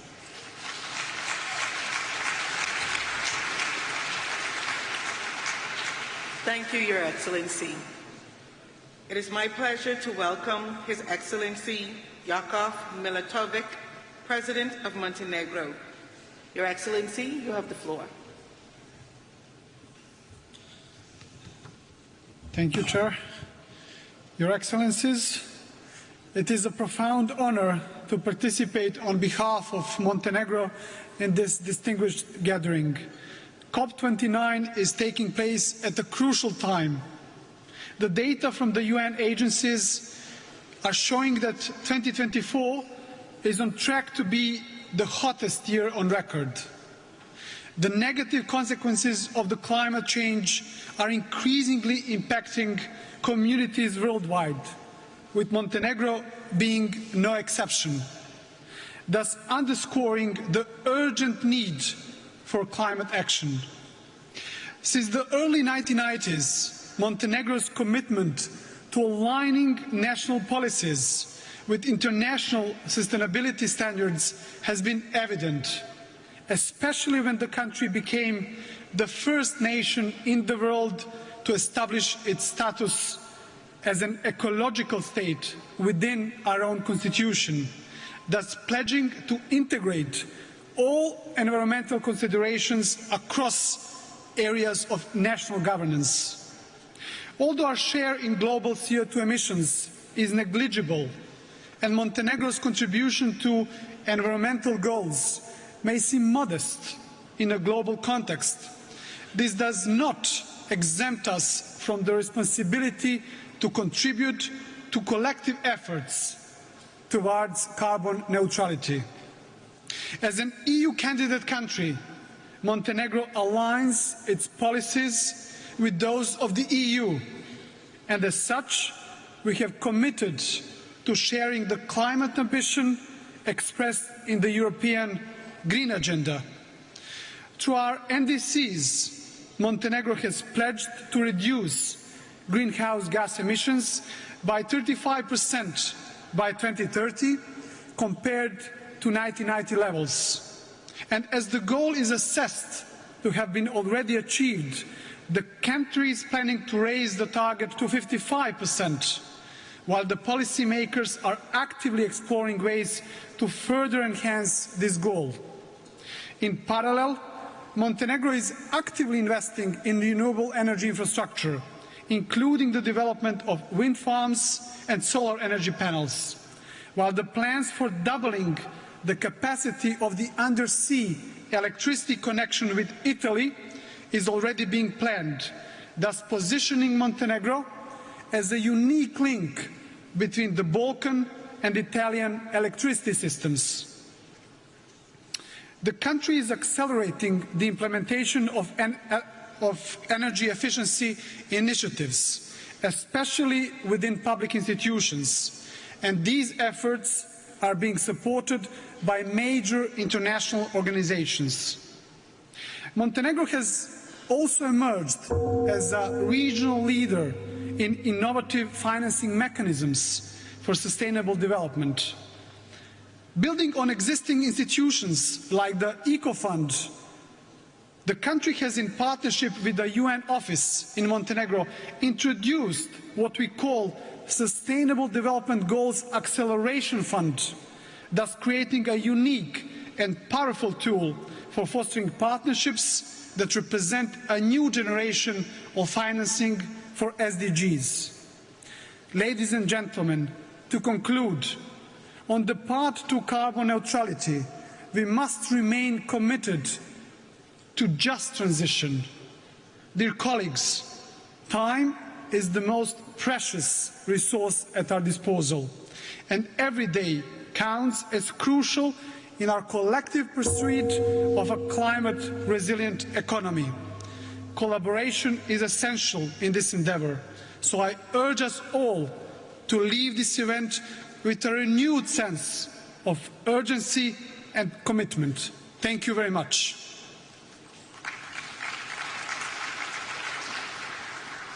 Thank you, Your Excellency. It is my pleasure to welcome His Excellency Mr. Ramchandra Paldale, President of Nepal. Your Excellency, you have the floor.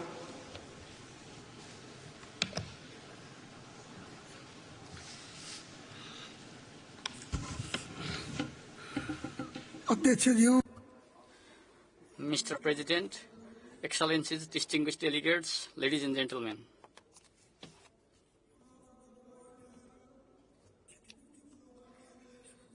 Mr. President, climate justice and climate finance, including reparations for loss and damage, are my paramount concerns today. Even though Nepal's carbon emission is negligible, we are suffering terrible consequences of global warming and climate change. In fact, we are reeling from some recent climate-related disasters, glacial lake outbursts, and devastating floods that caused damages worth tens of billions of rupees. The scale of destruction is so immense that recovery and reconstruction present a severe challenge given our limited resources and capacity. Climate change has affected the whole planet, but its impacts have been especially severe in poor, least developed, developing nations and SEEDs. Mr. President, Nepal is committed to utilize natural resources sustainably and prudently. As we implement our ambitious emission reduction targets set out in the second NDC, contributing to the global well-being and protection of Mother Earth, we have increased forest cover and enhanced production and supply of clean energy, to mention a few of our efforts. But the challenges precipitated by global warming and climate change far exceed our capacity and resources to manage them. Mr. President, we are compelled to divert our meager resources, originally allocated for poverty reduction, towards adaptation and mitigation, which is a grave injustice. Urgent implementation of polluters pay and compensate principle is critical, and they must also take responsibility for reducing emissions. While the pledges for climate funds have been insufficient to begin with, they have also remained unmet. It is even more distressing to note that the targeted communities do not receive the funds due to complicated processes. In this regard, I also call for urgent operationalization of the Loss and Damage Fund, which is intended to support the vulnerable developing countries. Climate finance must recognize the contributions of countries like Nepal in protecting biodiversity, the Himalayan cryosphere, as well as in supplying fresh water. These nations must also be adequately compensated for climate-related loss and damage. I also call for technology transfer and adequate capacity building grants in accordance with the Paris Agreement and the commitment of developed countries. Climate finance must be provided in the form of grants, and this should be disbursed through national treasuries to ensure effectiveness. Mr. President, the vast resources spent for the arms should instead be redirected for adaptation and mitigation efforts to protect human civilization and bequeath a habitable planet to future generations. I hope this conference will make concrete progress towards setting out a clear NCQG based on the principle of climate justice, equity and capacity, towards limiting global warming to 1.5 degrees, and towards ensuring climate justice and sustainable development of least developed and Himalayan nations. As the snow-capped white mountains turn into black rocks, the world needs to recognize that the effects are not limited to the mountainous nations, but also extend to the coastal ones. Therefore, it is high time we formulate and implement integrated and holistic adaptation strategies that link mountains to the sea. Nepal is organizing Sagarmatha Sambad Everest Dialogue to advance this important concept.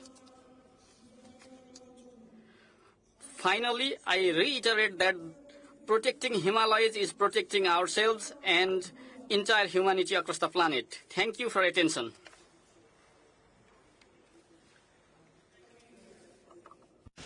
It is my pleasure to welcome His Excellency Mr. Chandrika Prasad Santokhi, President of Suriname. His Excellency, you have the floor. Thank you, Madam President. Good afternoon. As President, I'm here today to inform the COP that my country, Suriname, a member of CARICOM, a carbon-negative nation, rich in natural resources, is on a path of sustainable green development strategy and is a determined advocate in the fight against climate change. Our vast forests, still covering 93% of our territory, act as a vital carbon sink, absorbing more carbon dioxide than our economy emits, and we are committed to stay carbon negative. CARICOM and CIS nations are facing the injustice of a crisis they didn't cause, a crisis they cannot solve alone, even with their best efforts to cut their emissions, which are now lower than 1%. Developed countries must act now to support the resilience and transition of developing nations.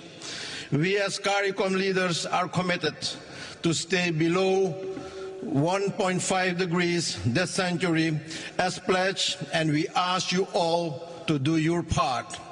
My country will continue to contribute to our green transition, adapt to climate impacts, and achieve our sustainable development goals through a green development strategy, leaving no one behind.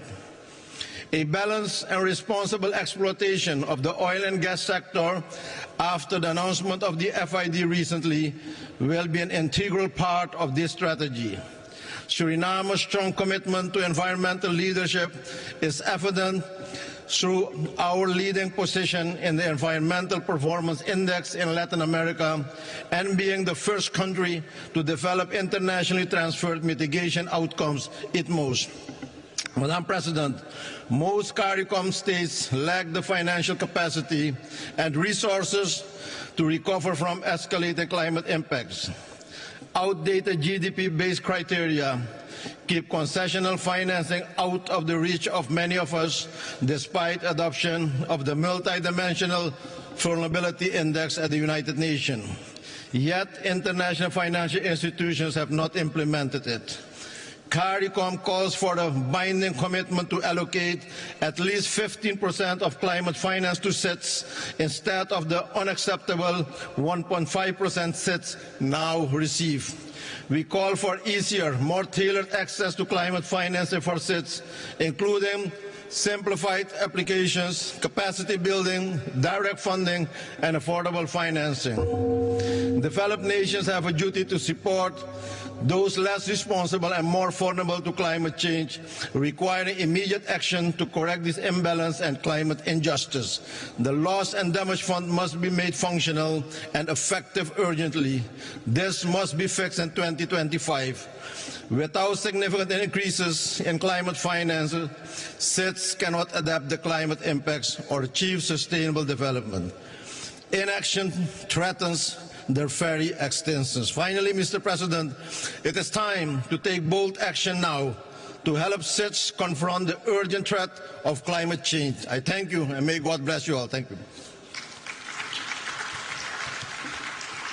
Thank you, Your Excellency. It is my pleasure to welcome His Excellency Mr. Denis Bersirovic, Chairman of the Presidency of Bosnia and Herzegovina. Your Excellency, you have the floor.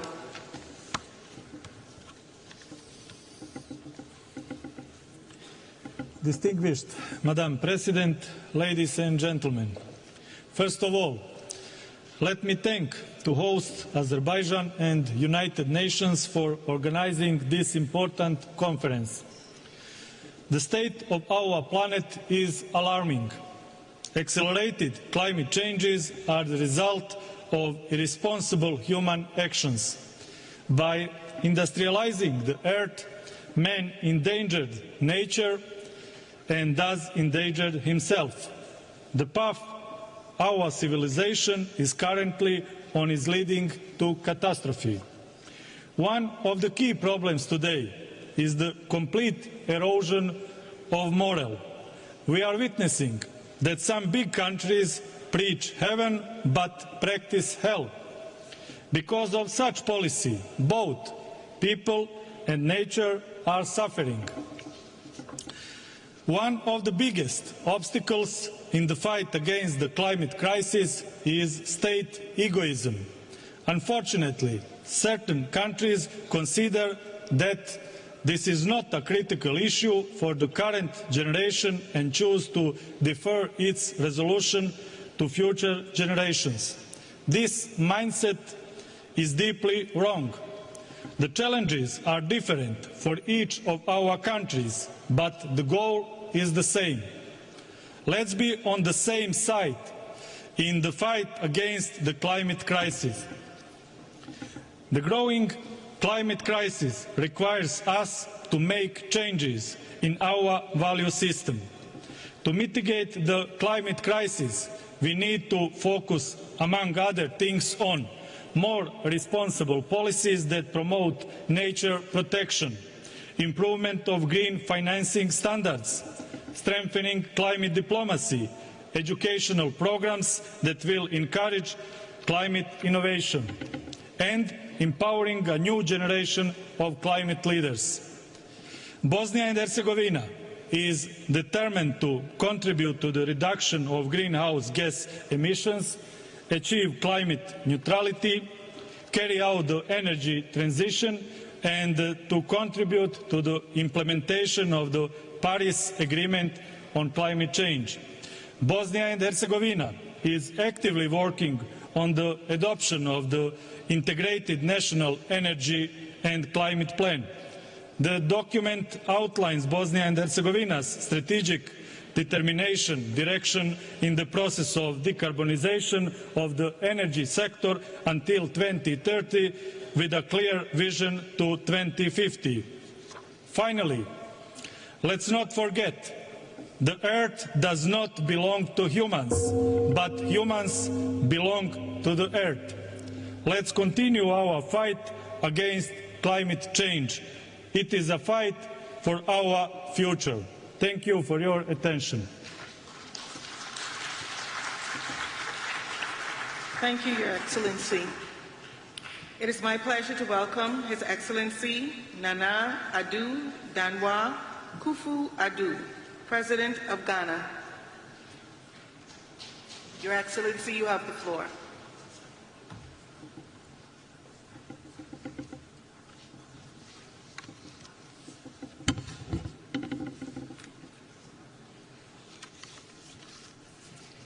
Chairperson, Excellencies, distinguished leaders, Ghana thanks Azerbaijan for her warm welcome and congratulates her for assuming the chairmanship of COP with dedication to our shared future, as I attend COP for the last time as President of the Republic of Ghana.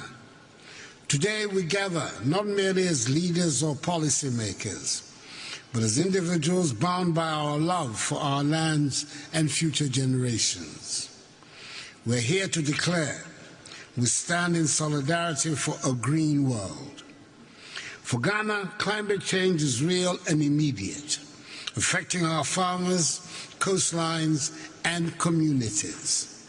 Rising temperatures and unpredictable weather threaten our livelihoods daily. Yet we respond with resilience and commitment.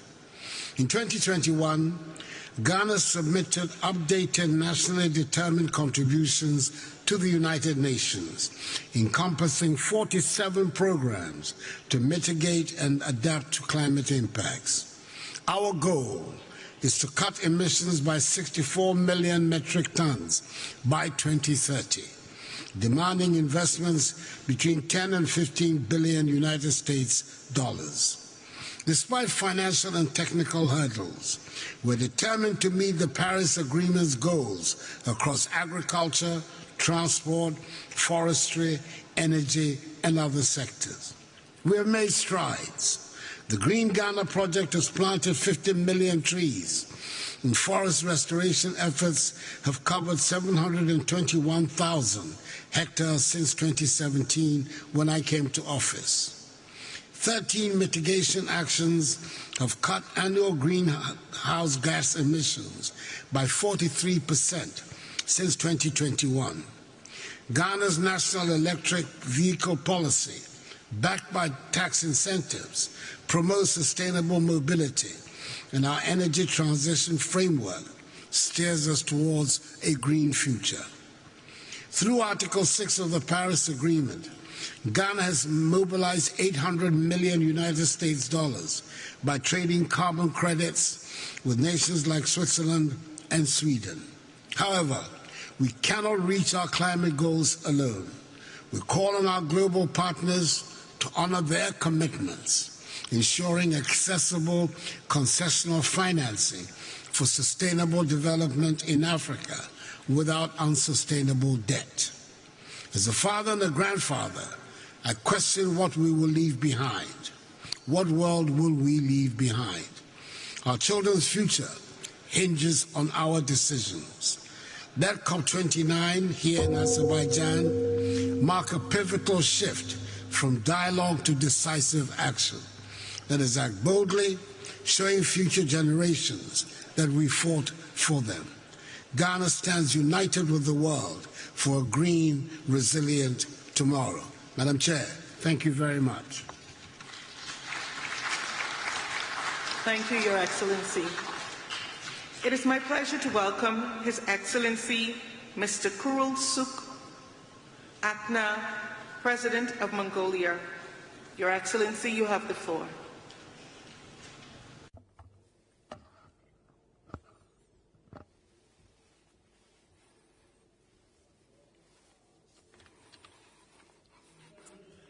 His Excellency Mr. Ilham Aliyev, President of the Republic of Azerbaijan, Mr. Antonio Guterres, Secretary General of the United Nations, distinguished delegates, ladies and gentlemen.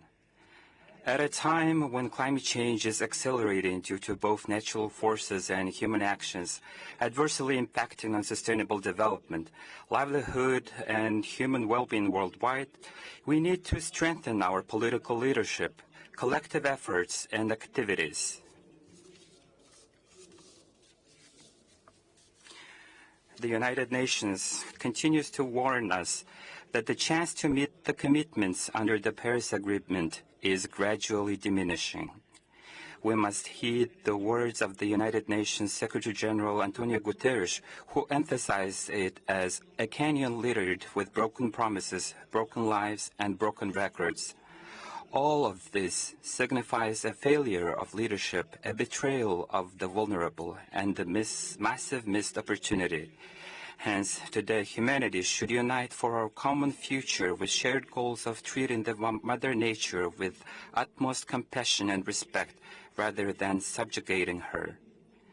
And in order to every country to achieve more tangible results, it is necessary to strengthen national consensus, common policy, and mutual understanding involving all social groups, including government, private sector, civil society.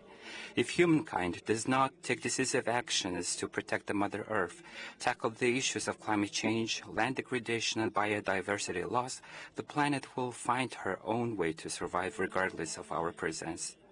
Harmonious coexistence with Mother Nature is the foundation of human existence. We should never forget that. Particularly, owing the elevated debt levels, constrained domestic budgets, and limited financial resources, developing countries and those vulnerable to climate change face with financial risks in successfully fulfilling their obligations and commitments under the Paris Agreement. Therefore, I would like to emphasize that the world leaders need to take up into consideration the priorities and needs of countries, especially developing countries, and support and adopt the new collective quantified goal for climate finance at this 29th session of the Conference of the Parties to the UN Framework Convention on Climate Change, which will significantly increase climate finance. In order to successfully fulfill its commitments under the Paris Agreement, Mongolia needs to financing equal to approximately 50% of its GDP. In this regard, to enhance financing and investment in renewable energy, green agriculture, and forestry, our country is undertaking a comprehensive reform aimed at improving the legal and business environment.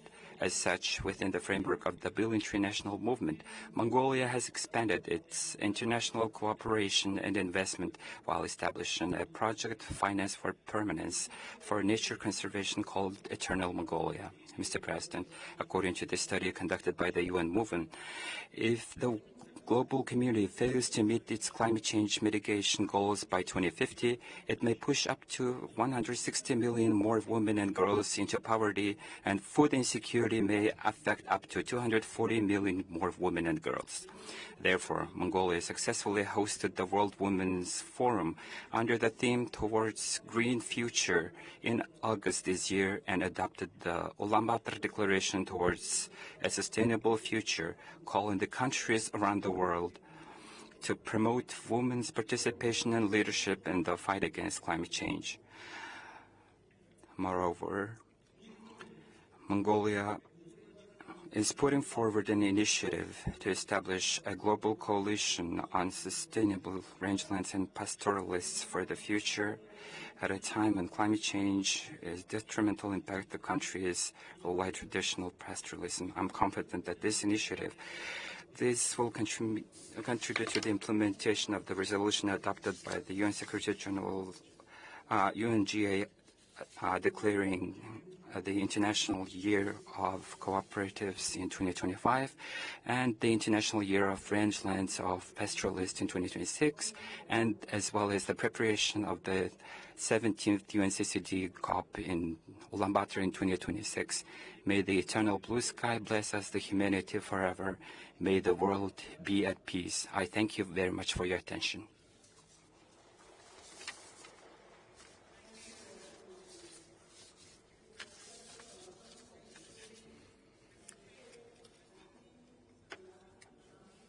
President of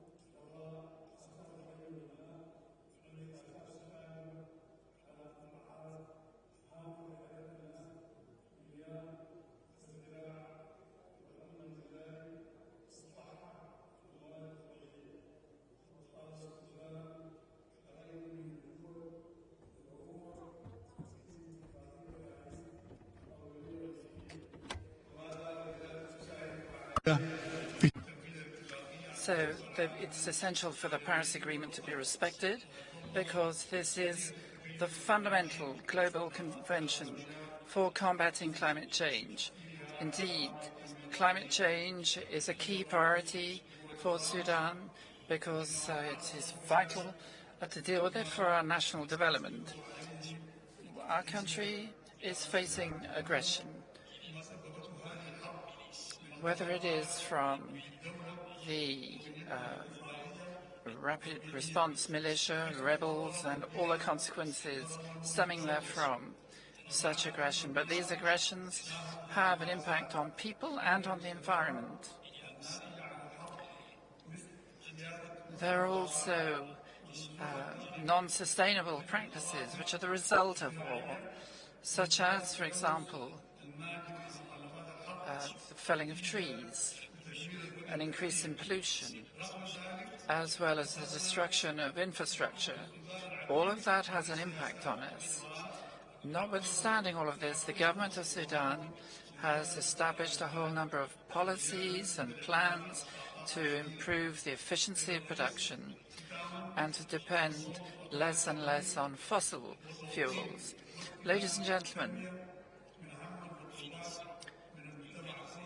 financing, localizing, and making sustainable development financeable is something which is vital for the donor countries to help the developing countries to meet their climate change commitments. Thank you.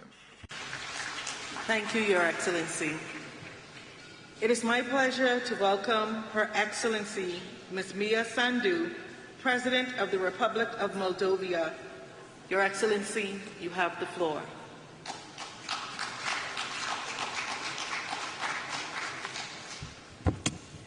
Distinguished delegates, it's an honor to address you on behalf of the Moldovan people.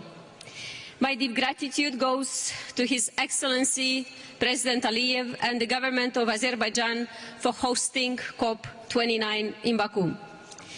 Ladies and gentlemen, Moldova exemplifies the injustice of climate change. While contributing a mere 0.03% of global emissions, we are Europe's most vulnerable country to climate impacts. For Moldova, climate change is not a distant threat. It is a present reality impacting our daily lives, economy, and especially our rural communities who depend on agriculture. Rising temperatures, prolonged droughts, and erratic rainfall are reducing yields in crops like wheat and corn, while Moldova's vineyards, central to our economy and heritage, face new challenges. Access to water is increasingly strained, affecting both agriculture and daily life. Small and developing economies worldwide share this burden, often lacking the resources to recover. This underscores the urgent need for an equitable, accessible climate finance system that prioritizes vulnerable nations and builds resilience. It's only fair that we count on support from major economies. To expedite climate action, existing funds and programs must also cut through the bureaucratic delays, which can span years. In Moldova, we're doing our part.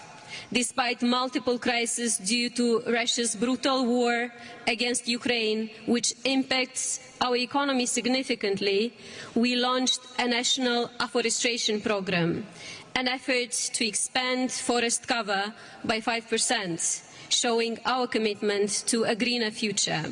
Despite limited resources, we pursue this goal for the health of our planet and future generations, improving air quality, biodiversity and land. The recent global energy crisis spurred us into swift action. We're reducing consumption through energy efficiency and expanding renewables.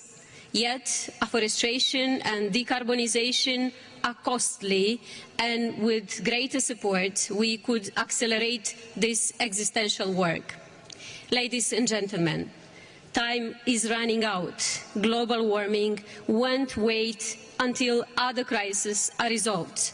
History will judge us if we fail to act, risking vast areas of our planet becoming unlivable.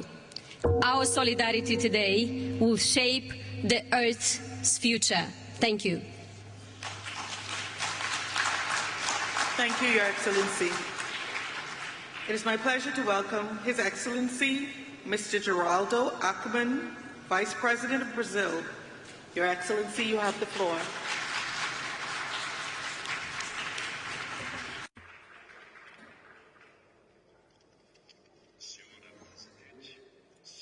Madam Chairman, ladies and gentlemen, the pathway and the diplomatic efforts of the Climate Convention, which began in 1992 in Rio de Janeiro, Brazil, now bring us to Baku in Azerbaijan for COP29. Each step along this path represents both progress and hesitations of multilateralism in the task of achieving common environmental goals and in our ability to rise to the challenges. The Baku conference aims to define the new climate finance target. The new financial target must be ambitious in a way as to limit the temperature increase to 1.5 degrees Celsius. Baku also has the challenge to conclude carbon market negotiations and lead the way for the implementation of historic commitments achieved during COP28, in particular about energy and forests. Brazil is recognized as an environmental powerhouse, but also a leader in food security. We have the largest tropical forest in the whole wide world. We have the cleanest energy matrix among the major economies, efficient and green agriculture, and above all, we are aware and committed to the fact that there is no future without sustainability. We are implementing the climate plan, which will serve as a guide for Brazilian climate policy until 2035. We have also signed the Pact for Ecological Transformation between the three branches of government of Brazil, with the support of which is fundamental the participation of civil society. We need concrete measures at the right pace. I will have the honor of presenting at the COP29 Brazil's NDC. Our target reflects our highest ambition to reduce emissions by up to 67% by 2035 compared to the year of 2005. Certainly ambitious, but also feasible. To do this, however, we will need to work together to ensure the appropriate conditions and means of implementation. Our NDC is much more than simply an emissions reduction target for 2035. It reflects the vision of a country that looks to the future and is determined to be a protagonist in the new global economy with renewable energy, fighting inequality, and commitment to sustainable development. The success of COP29 is fundamental to the success of COP30, which we are proud to host in Belém, in Brazil, and also for the global response to climate change. Failure to act now will cost us dearly later. On behalf of President Lula, I hope to see you next year in Brazil. Thank you. Thank you, Your Excellency. It is my pleasure to welcome His Excellency Mr. Philip Isidore Mapango, Vice President of the United Republic of Tanzania. Your Excellency, you have the floor.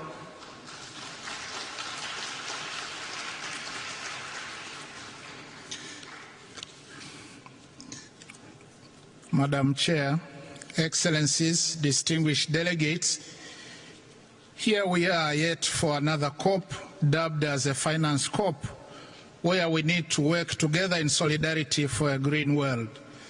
We meet at a time when the greenhouse gas emissions and temperatures are rising to record-breaking levels with dire consequences, particularly to developing countries. Climate change is not a distant concern, but a current reality. The last few weeks have seen catastrophic flooding in Spain, devastating fires in the Amazon, and torrential rains displacing millions in South Asia. My country has also not been spared by such catastrophic events, and they are costing us 2 to 3% of our GDP lost annually. While a total of $19.2 billion will be needed by 2030 to deliver on our NDCs, so far only about $500 million have been received, necessitating use of our own internal resources at the expense of other development projects and increasing our debt burden.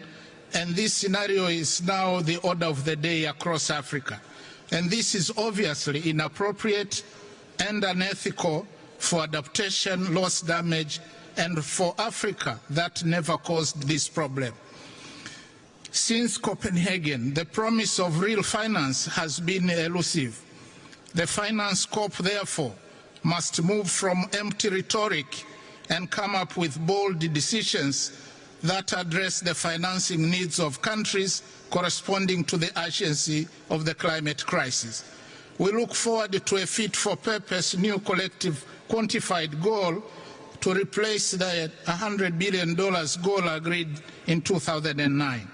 This is indeed an opportunity to drive systemic change in climate finance, because what will be agreed will inform climate action or inaction for years to come. Climate finance is about responsibility and justice as agreed, and therefore COP29 must also maintain the momentum on loss and damage so that the fund does not become an empty shell, negating the gains made last year at COP28 in Dubai. Excellencies, Tanzania remains committed to contribute to global efforts to combat climate change.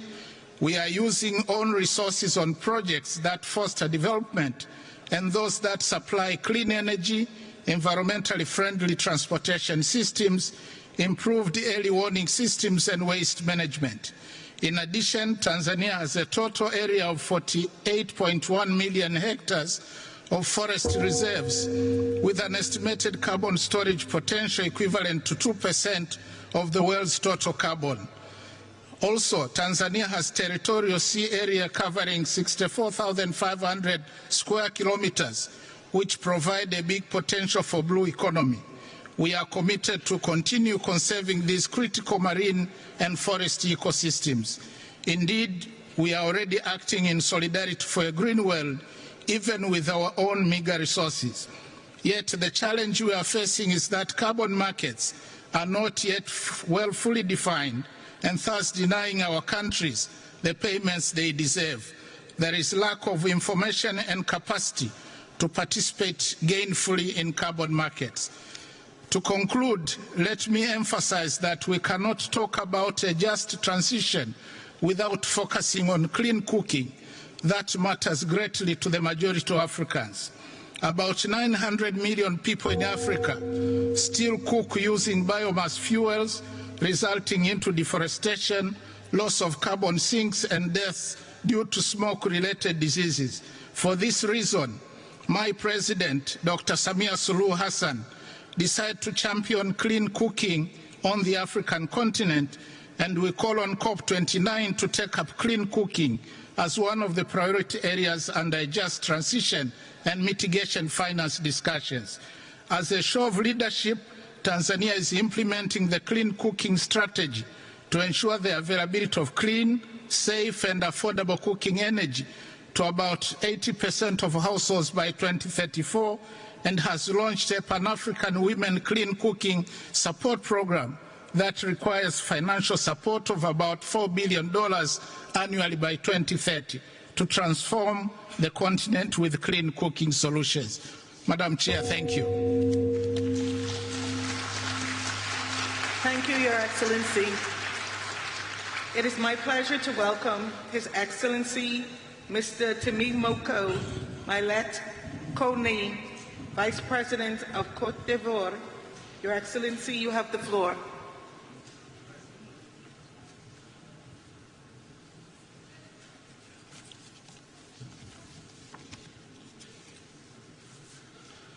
Madame la Présidente, Excellences, Mesdames et Madam Chair, President, ladies and gentlemen, our meeting is being held at a time when the climate crisis has reached an unprecedented level. The last United Nations climate report is alarming. Our planet is heating at a worrying pace, which means that the objective of 1.5 Celsius is unreachable or unlikely to be reached. We are now at a decisive juncture, and we must take rapid and collective action to tackle climate challenges which are increasingly destructive. No country, I must add, is spared.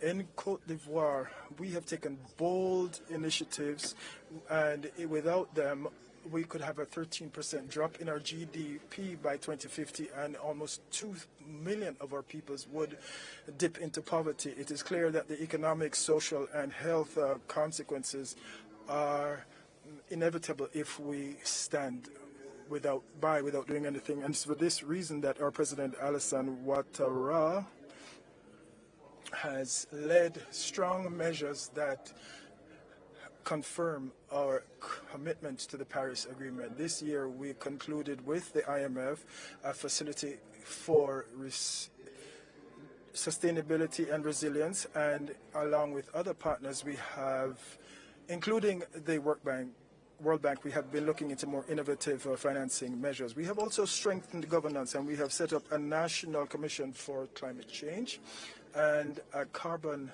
Market Bureau. We also adopted a draft law on climate. Today, Côte d'Ivoire stands ready to join the international carbon market with emission reductions linked to the conservation of our forests.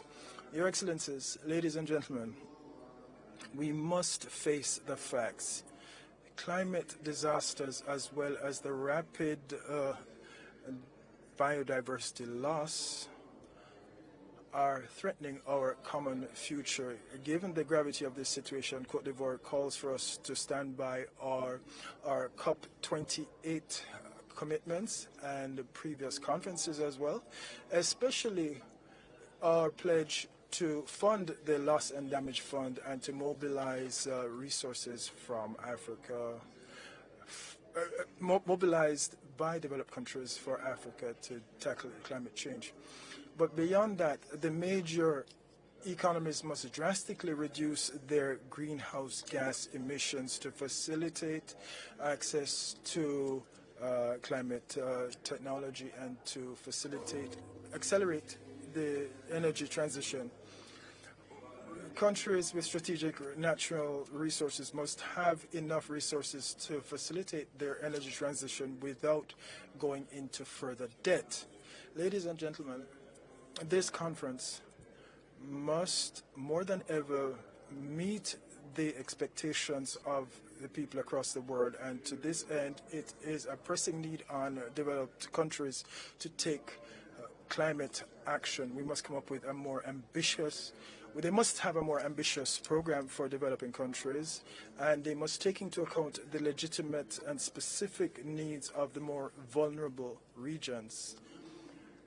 The heavy toll paid by our populations because of increasingly violent climate disasters means that we must come to urgent agreement on financing so that we can have lasting solutions and ensure that this COP29 marks a critical juncture where we can forge a path towards protecting our planet and ensuring a sustainable future for future generations. Thank you. Thank you, Your Excellency. It is my pleasure to welcome His Excellency Mr. Hamid Abdullah Afi Didi, Vice President of the Seychelles. Your Excellency, you have the floor.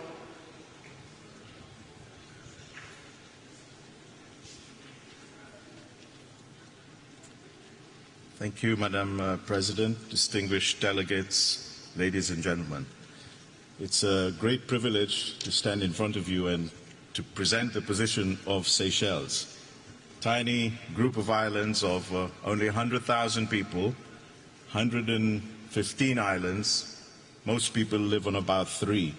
Our land area is about 455 square kilometers. This is less than the size of Munich in Germany. But our maritime area is 1.374 million square kilometers. This is the size of France and Turkey put together. So 100,000 people managing a huge maritime space the size of France and Turkey. What are we doing in Seychelles to protect the environment and to protect the planet? Madam Chair, the UN has set all of us countries goals that we have to protect 30% of our land, fresh water, and our oceans by 2030. 30%. Of our little amount of land, we've protected half already. Of that huge expanse of sea that we have, we've already protected 32%. In other words, we have achieved the UN 30 by 30 4 years ago. So the Seychelles has performed. And in fact, of the sea area that we're protecting, there's an area called Saya de Mala, which is the size of Switzerland. And it's actually a seagrass meadow. What does it do? It absorbs carbon emission. So our output, we emit about 600,000 tons, but our seagrass meadow absorbs 18 million tons. So in other words, for every ton that we put out, we absorb 30 tons from the rest of the world. Having done all of that, what do we find? Rising sea level. It's threatening our port, our airport, our housing infrastructure, our fuel farm, our power station, our courts. Everything is being threatened. We have to relocate our houses. We have to relocate infrastructure. It may cost us $15 to $20 million to relocate houses, $15 to $20 million to relocate infrastructure. Where will we get the money for this? Well, there's been a lot of pledges through COP28, 27, 26, now 29, and Adaptation Fund, the Loss and Damage Fund, $700 million, but the mechanisms aren't clear. What Seychelles is asking, COP29, let's make this a resolution that we shall ask that the mechanisms to release those funds be decided. Just like the gong just went now, if this could have been done every time it made a boom, we could have released $1 million. I think this afternoon Seychelles would have had all the money that it needed to restore a lot of its damaged environment. So I say to COP29, and I say to the world, let us do all we can to put the words into action. There are countries punching way above their weight. Seychelles is doing its best to help the world. Please help us. Let's make these promises become a reality. Thank you very much. Thank you, Your Excellency. It is my pleasure to welcome Her Excellency Ms. Esperanza Maria Ecuador Francisco de Costa, Vice President of Angola. Your Excellency, you have the floor.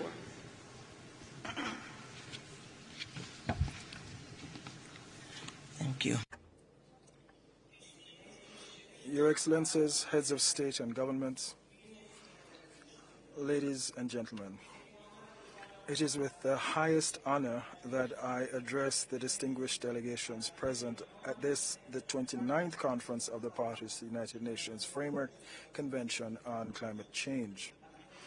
Conveying the greetings of His Excellency João Manuel Gonçalves Lourenço, President of the Republic of Angola, whom I have the honor to express our gratitude to represent at this event. Taking this opportunity, allow me to express our gratitude to His Excellency Ilham Aliyev, President of the Republic of Azerbaijan, for the hospitality extended us since the arrival of our delegation in this beautiful city of Baku. I also commend the Secretariat for the hard work and dialogues maintained, which have allowed us to bring closer the importance of the global milestones attained since the signing of the Paris Agreement and previous conferences. Each conference of the parties is an opportunity to protect the progress achieved at COP20 and turn the commitments made into concrete actions. We will only be able to meet the goals of the Paris Agreement if all countries have the means to accelerate climate change, mitigation, and adaptation measures. We consider it essential to make greater efforts to rapidly increase adaptation financing and ensure that international carbon markets do work for everyone. Create mechanisms to monitor and ensure that pledged funds are dispersed, as well as fully operationalize the loss and damage fund, identifying simplified and efficient access mechanisms for financing to developing countries which are the most affected by climate impacts. Ladies and gentlemen, the Republic of Angola, like other countries in the African region, has been facing various challenges generated by significant impacts of climate change. The 2022 to 2035 National Strategy for Climate Change includes mitigation and adaptation measures by mainstreaming climate change issues into national policies, reflecting a comprehensive commitment of Angola to environmental sustainability. And we also share data to respond to different problems linked to climate change, including forced migrations. Drought and desertification in the southwest of Angola continue to be the main concern of the government, as they have negatively impacted communities and development programs. Angola continues to implement the program to combat the effects of drought in the southern region of Angola by building new dams, and we aim to promote agricultural development, strengthen food security, and provide greater resilience to communities. On the other hand, the National Plan for Adaptation to Climate Change is being developed, and our 2025 NDC is under review, focusing on the transport and energy sectors. We would like to highlight efforts aimed at strengthening the national energy matrix with renewable energy, currently accounting for 66% of energy from photovoltaic and hydropower projects, expected to scale to 72% by the end of 2027. This reflects our commitment to address pollution, emissions reduction, and to promote a transition to a low-carbon economy. We consider that the enhancement of forests in a new vision will benefit the creation of green jobs so that youths and communities can be included in the management of forest ecosystems. We continue to make efforts to increase terrestrial conservation areas, and we have started a vast program to identify ecologically significant marine zones that will allow the creation of a network of marine protected areas, which are key factors in the development of the blue economy. Thus, we have devised differentiated strategies, programs, and projects to intensify global commitments to climate goals, while simultaneously ensuring the improvement of living conditions for our populations, reducing poverty, and equally fostering an environment of harmony in the Southern African region through fruitful cooperation by shared management of transboundary water resources. Ladies and gentlemen, our goals cannot be achieved amidst tensions and conflicts arising in the international context. We therefore need to increase our commitments to stability and to the Pact for the Future we Want, adopted at the United Nations Summit to build a better future and reduce the climate crisis, hunger and poverty, and promote the improvement of food systems, a low-emission economy, gender equity, education, innovation, and peace as new decisions and indeed a legacy for future generations. Thank you very much for your attention. Thank you, Your Excellency. It is my pleasure to welcome His Excellency Mr. Abdallah Alamini Bazwa, Vice Chairman of the Presidential Leadership Council of Yemen. Your Excellency, you have the floor.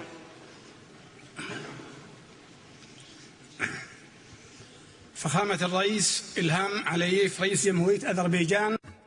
Your Excellency, President Aliyev, President of Azerbaijan, ladies and gentlemen, heads of government, Secretary General of the United Nations, ladies and gentlemen, may the peace of God be with you. First of all, I would like to express my deepest thanks to the government of Azerbaijan for the warm welcome and excellent organization of this major UN conference, which is indeed a fine opportunity to bolster international cooperation to combat climate change, which today poses a threat to humanity. And here we are in Baku with the heavy responsibility of protecting our planet. We are convening in this room to protect our planet, our common cradle, given the dangers posed by climate change. Many have already spoken from this podium, and I would like to take this opportunity to refer to the risks facing Yemen. Yemen is experiencing major crises, humanitarian, security-related, and economic, among many others, which are compounded by climate change through things like drought, heat waves, and the increase in sea levels, not to mention many cyclones. And the consequences are becoming ever graver, given the humanitarian situation, which is especially vulnerable because of a war which has been ongoing for 10 years, because of the involvement of militias supported by Iran, a war which has destroyed infrastructure and displaced thousands of Yemenis and destroyed property, killed people and destroyed the sources of life.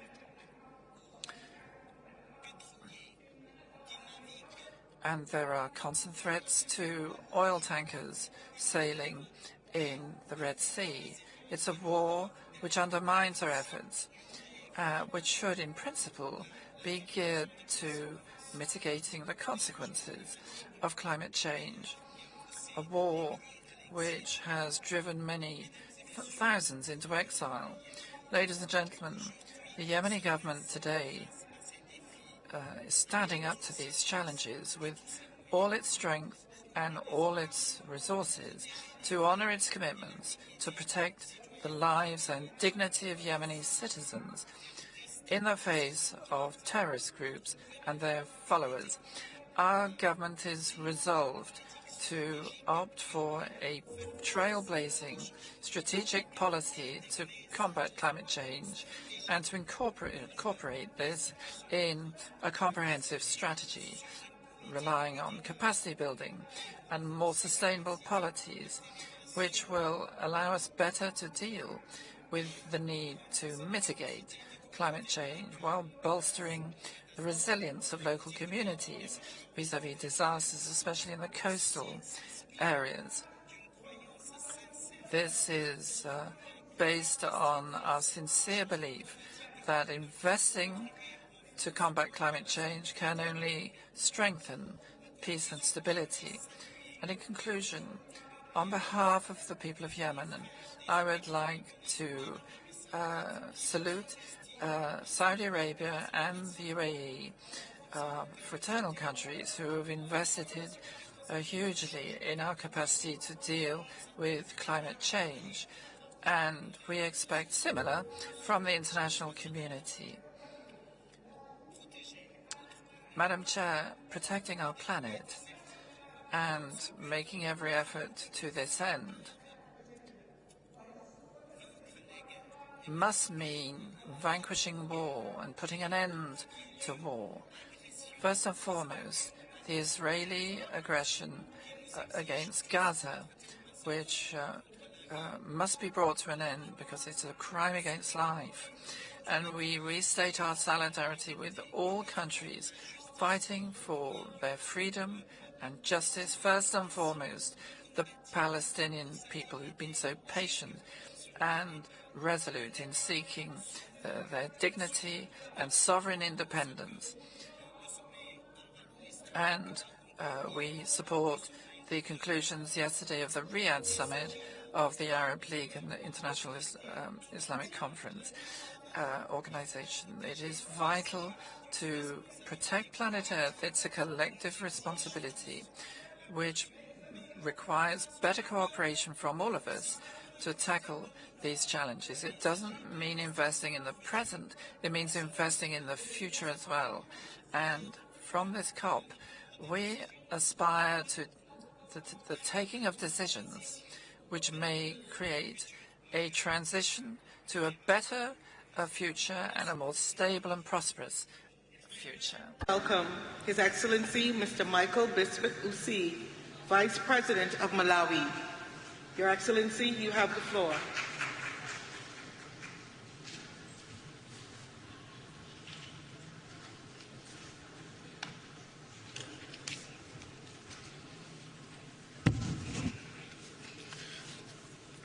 Madam Chair, Your Excellencies, I bring to you greetings from the President of the Republic of Malawi, Dr. Lazarus Makafe Chakwera, and the people of Malawi. It is an honor for me to join you here today in Baku at this COP29 summit. This gathering is a powerful reminder of our collective duty. The duty is to secure a healthy, resilient, and sustainable planet for generations to come. Your Excellencies, I'm also profoundly honored that at this conference I am wearing two hats, representing my country, Malawi, as well as the voices of 45 other nations in the least developed countries group. Excellencies, in Malawi, the climate change is not a distant abstraction. We see its effects firsthand, and we feel its impact each day. Devastating floods, prolonged droughts, and unpredictable weather patterns continue to disrupt lives, destabilize livelihoods, and threaten the well-being of future generations. For a country like Malawi, the consequences are not only economic, but also deeply inhumane. The catastrophe comprises food security, public health, and infrastructure development, exacerbates poverty, and undermines our hard-won development gains. However, in all these hardships and obstacles we are facing, Malawi remains steadfast in its commitment to climate action. Yes, as we said, we are a small country with a big heart, the big heart to surmount our hardships. Through our national determined contributions, we have committed to ambitious targets for reducing greenhouse gas emissions, enhancing climate resilience, and transitioning to sustainable energy sources. Yes, with adequate resources and partnerships, we believe these targets can transform our communities, strengthen food security, and empower our people to thrive in the face of climate changes. Your Excellencies, like I said earlier, that I am also speaking on behalf of all least developed countries, I would like to make the voice louder that the hour for change is now. COP29 is not simply a conference, it is a call to action, a defining moment for our collective future. This conference follows a landmark decision under Globe Stake we made last year in Dubai, which reinforced that we must do more and we must do it with great resolve. As LDC's community, we call upon all the parties to implement the recommendations from the Global Stock Tech, particularly enhancing climate finance, accelerating clean energy transitions. We must collectively accelerate our transition to renewable energy and reduce dependency on fossil fuels, strengthening adaptation, prioritizing loss and damage. This fund must be designed to directly benefit those who have suffered the most and with flexibility to meet the specific needs to each affected nation. I thank you all. Thank you, Your Excellency. It is my pleasure to welcome His Excellency Mr. Jeremiah Kapang Young, Vice President of Liberia. Your Excellency, you have the floor.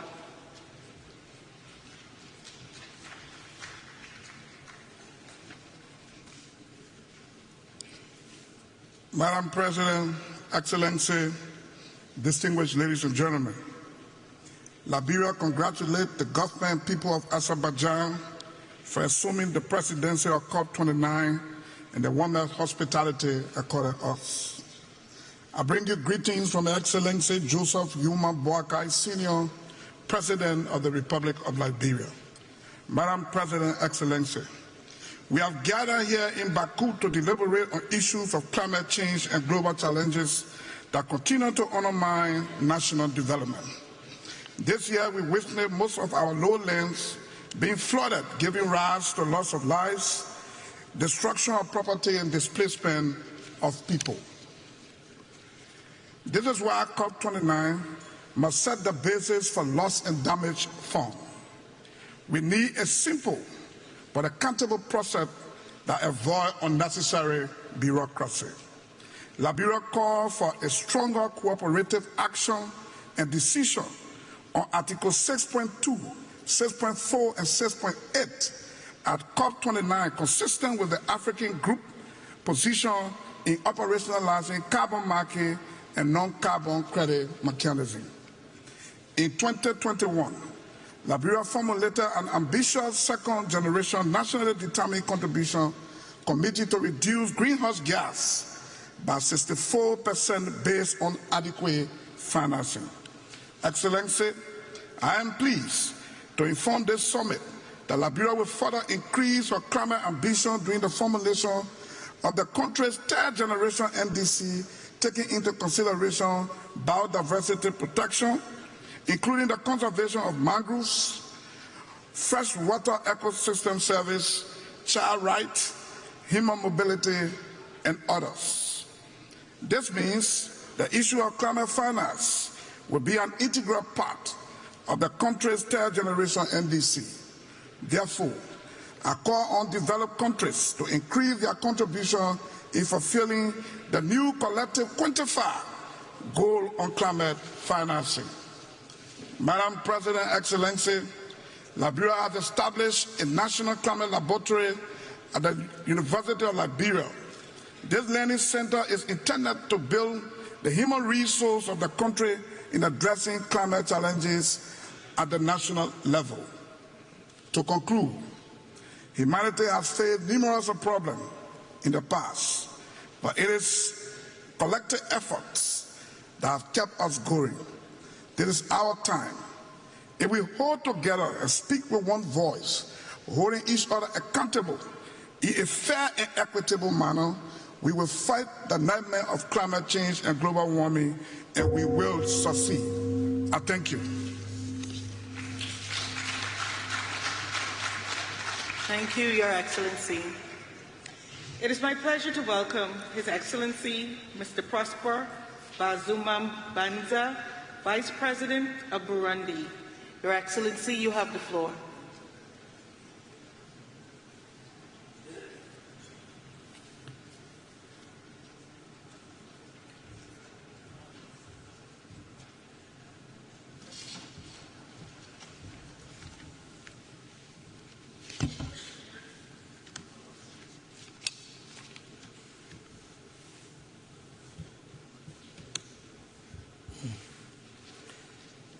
Excellences, Excellencies, President of COP29, heads of state and government, distinguished heads of delegation, it is an honor and a true pleasure for me to address you on behalf of our President and head of the government of Burundi at such a crucial meeting as COP29. But at the very outset, allow me to rightly commend the warm welcome that we have received, I did myself, as did my delegation, from the government of Azerbaijan. Excellencies, ladies and gentlemen, Burundi is a country of 1,000 green hills, of savannas and forests, is, however, being confronted by the impacts of climate change, like other countries in the world. This in our country takes the form of heavy rains and periods of dry seasons that have become longer and longer. Burundi is strongly committed, alongside countries that are signatories to the Paris Agreement, through the NDC document at our national level and the National Development Plan of Burundi 2018 to 2027. Through this document, the government of Burundi aims for ecosystems to adapt naturally to climate change. Priority actions for adaptation and mitigation to the impacts of climate change are included in all policies and programs through a multi-sectoral approach. And here, if I may, I would like to mention a program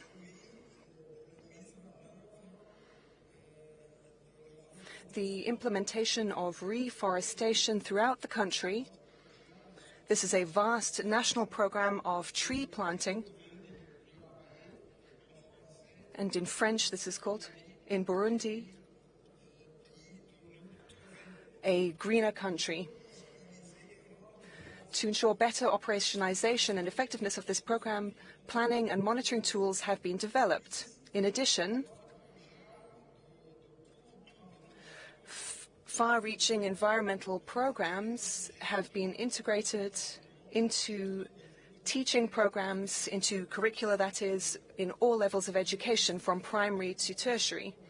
Burundi aligns with the common position of the countries of the African continent and that of the LDCs. And in accordance with the 2030 Agenda and the Emerging Burundi Agenda, emerging by 2040 and developed by 2060. Ladies and gentlemen, Burundi would like to take this opportunity to ask the stakeholders involved in the implementation of the Paris Agreement to meet their obligations to support the countries most exposed to the impacts of climate change, including Burundi. In conclusion, the financing mechanisms, we would ask you to set up simplified processes which allow for easy access to climate funding so that the most vulnerable countries can tackle the effects of climate change as swiftly as possible. Thank you very much for your kind attention. Thank you, Your Excellency. It is my pleasure to welcome His Excellency Mr. Pedro Sanchez Perez Castion, President of the Government of Spain. Your Excellency, you have the floor.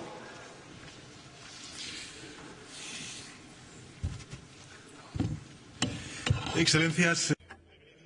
Excellencies, I've come to you to tell you a terrible truth, that we've known the science for so long, but still, some are still not accepting the fact that climate change kills. Last year, 300,000 people died, and it has just contributed to the death of over 220 of my compatriots in Spain, in the greatest natural disaster of our history. this disaster, which according to the first estimations would have been less likely and less intense without the effect of climate change. The planet, therefore, is giving us increasingly loud signals, and if we don't act in the near future, our countries will undergo more droughts, more heat waves, more torrential rain, more fires and more illnesses, and many economic sectors will collapse. Hundreds of towns and peoples will become uninhabitable, and the sea rise and the temperature rises will mean that it will be impossible to live in those places. This existential threat is obvious to everyone. They're in the academic articles and on our screens and through our windows. But at this crucial time for our humanity, we are seeing many governments hesitate and slow down when they should be accelerating, speeding up the pace, picking up the pace, and some are even denying evidence and actually turning back. They are investing in oil, they are deregulating so that the rich can become richer, knowing full well that this formula will lead us all to disaster. We can therefore not allow this to happen. We know what the problem is. We also know what we have to do to resolve this problem. We don't need drastic measures. We need drastic measures. We need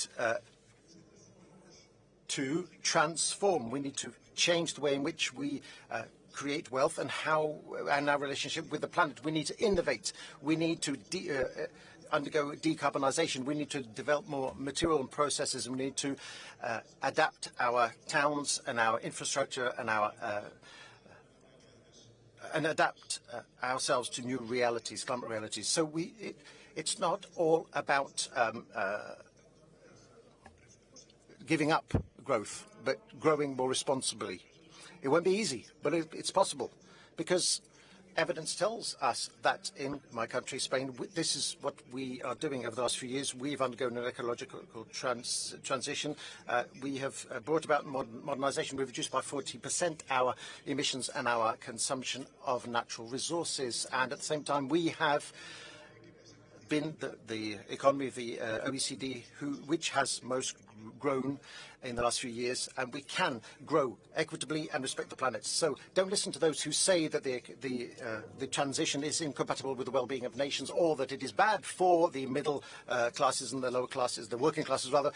Rather the opposite. If we do not conquer sustainability, unless we do all of this, and if we do not live in tune with sustainability over the next 10 years, we will all fall. The first to suffer will be the middle class and the working classes, because they are the ones who work in the most threatened areas. And that's what happened in Spain, specifically in Valencia, where still some people remain unaccounted for, and many towns covered with mud. This is why, ladies and gentlemen, we must help victims. We must ensure that this does not happen again. We must ensure that natural disasters do not multiply or replicate. I can assure you, we will do this. We will continue to ensure that before 2050 we are a carbon neutral economy, and that we will abide by international standards. But we will only succeed if we all do it, because we've only got one atmosphere, and all our climate patterns are interconnected. And we'll conclude with this. As one of the most vulnerable countries to climate change, let us stop dragging our heels, denying science, and let us do what we promised to do 7 years ago in Paris. Let us save our citizens, let us save our economies, let us save the planet. Thank you very much. Thank you, Your Excellency. It is my pleasure to welcome His Royal Highness Al Hussein bin Abdullah II, Crown Prince of Jordan. Your Royal Highness, you have the floor.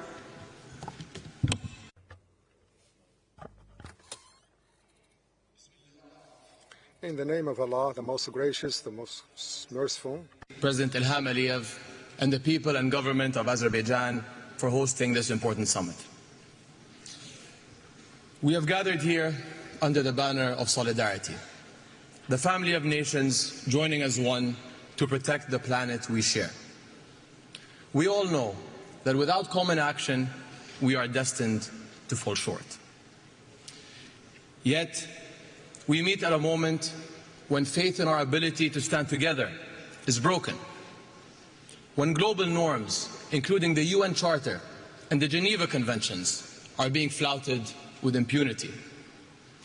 When trust in the international community to stand up for its own values has collapsed. When humanitarian violations are broadcast daily for the whole world to see, yet continue to be ignored and dismissed without consequence. Saving our planet must start from the premise that all lives are worth saving. The solidarity we need depends on embracing that truth.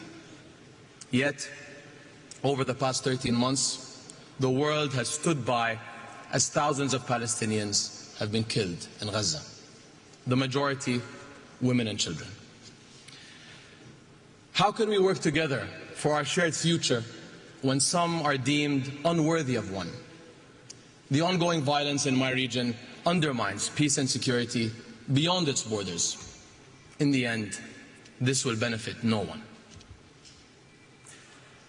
My part of the world is already exposed to the harsh realities of climate change, to heat, to drought, to loss of biodiversity.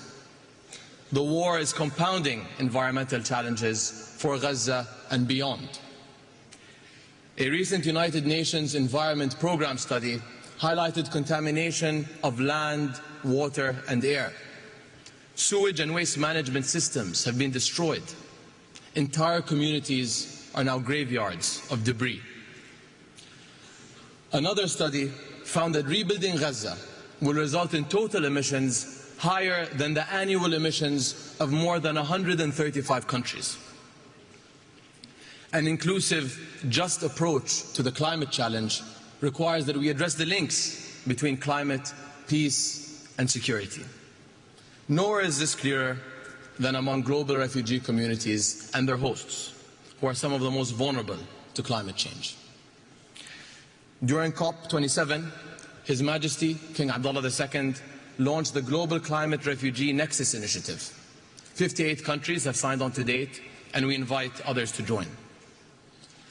1 in every 3 people living in Jordan is a refugee, and our infrastructure is feeling the strain. We face rising demand on stressed resources and services, including water, health and education. And while we in Jordan have made significant strides in clean energy, water conservation and climate-smart agriculture, these efforts are not enough. We need to rally communities around climate action and secure a better future for our youth and generations to come. In my country, we are implementing climate policies while grappling with the impacts of conflict. Yet, we can't solve these twin crises alone.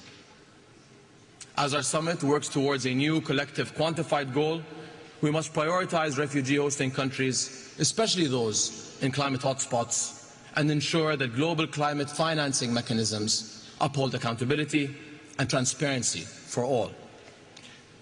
Just as urgently, we must rebuild trust in the international community itself and acknowledge past failures. Our inability to collectively do what is right is turning us into passive observers, fully aware, yet unwilling to act. As His Majesty King Abdullah has said, no one is a bystander in the fight for life on Earth. That means fighting against climate change, fighting for peace, and fighting to alleviate human suffering together, because every life is worth fighting for. Thank you.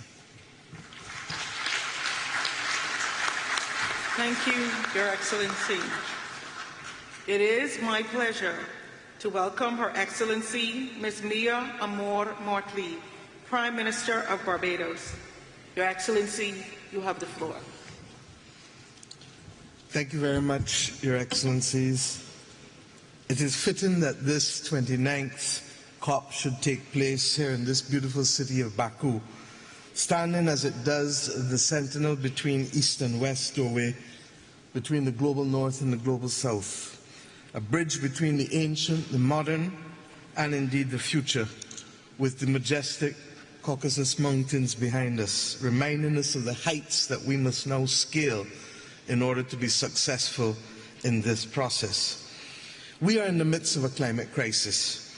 We are in a season of superlatives. And the reality is that these extreme weather events that the world is facing daily suggest that humanity and the planet are hurtling towards catastrophe. The extreme weather requires from us a serious commitment at this COP with respect to new collective quantified goals that enable us to reverse the current trajectory and to fund mitigation, adaptation, and of course loss and damage. This commitment must encompass 7 critical elements. 1, the proper capitalization of the Loss and Damage Fund, and indeed the capitalization of the dedicated SIDS window in the GEF's Special Climate Change Fund. The latter remains unfunded, and the first underfunded. The reality is that the Loss and Damage Fund has only attracted $700 million, and this is despite the numerous crises besetting small island developing states, and indeed in our own region, Hurricane Beryl, which has caused serious damage to countries from housing to public infrastructure, and indeed from agriculture to fisheries in my own country. Secondly, proper capitalization of developing countries must also include and have access to cheaper, longer-term capital in circumstances where they can scale up investments for adaptation. Thirdly, the economic noose of tightening the fiscal space must be loosened by adopting the principles, in our view, of Bridgetown Initiative 3.0 through the delivery of urgently needed financial reforms. We must change the rules of the game, shock-proof vulnerable economies, and indeed review debt sustainability while at the same time augmenting resources. Fourthly, rich countries must deliver on their commitments. We must ensure time and again that the commitments made, whether for 0.7% of GNI or indeed the $100 billion or recently the $30 billion with respect to biodiversity, that these are met. We must have transparency and accountability on the part of everyone. Fifthly, we must agree in principle that developed countries and carbon producers can, in fact, along with others who are willing, help us find new money to augment the resources. We accept that the current commitments with public money may not be sufficient, and therefore we need to consider levies, as the Global Solidarity Levies Committee and Coalition is seeking to do. If we put a $5 per ton on CO2 for fossil fuel extraction, we can raise $210 billion a year. If we put $100 per ton on CO2 for shipping, we can raise in excess of $80 billion a year. And we've not addressed aviation or indeed the elephant in the room, a 0.1% levy on all bonds and stocks that can raise us in excess of $400 billion. Sixthly, we need to deal with methane. Methane is responsible for 45% of current global warming and is 80 times as devilish as CO2 with respect to warming the planet. This makes mitigation of methane the most effective way to slow the rate of warming in our world. And I trust and pray that we can have a global methane agreement, as Pope Francis led the call earlier this year for us to see a parallel track to decarbonization. Finally, we need high-integrity carbon markets to ensure that there is fairness, and that we need a universal carbon pricing mechanism to remove the disparity between countries in the north and south. My friends, every COP must make progress irrespective of the geopolitical dynamics. There is an urgent need to reform this COP process, and I hope that we can meet that as we go forward. As we leave this city of winds and land of fire, may we ensure that our ambitions are not only high, but our actions mimic the ambitions which we have, if we are to ensure that our people are not to be the victims of this awful climate crisis. Thank you. Thank you, Your Excellency. It is my pleasure to welcome His Excellency, Mr. Alexander BAKU, Prime Minister of Belgium.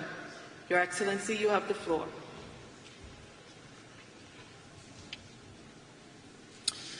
Madam President, dear colleagues, this is not a time to falter. Emissions continue to rise and we see more and more destructive climate disasters. There is one certainty. If we do not alter our policies, we will see an increase of 3 degrees Celsius by the end of the century. Our citizens expect us to show a way out. They want us to collaborate on a faster and more resolute decarbonization and moving away from fossil fuels. We have to be ambitious in our goals, but effective and flexible in how to achieve them. Dear colleagues, meetings like these are often perceived as talking shops. And yes, these strenuous negotiations are far from perfect. But if you compare climate policy now to a decade ago, we live in different worlds. A strong majority has embarked on the journey to net zero. Yet, many challenges remain. The safest, cleanest and cheapest energy is the one we do not use.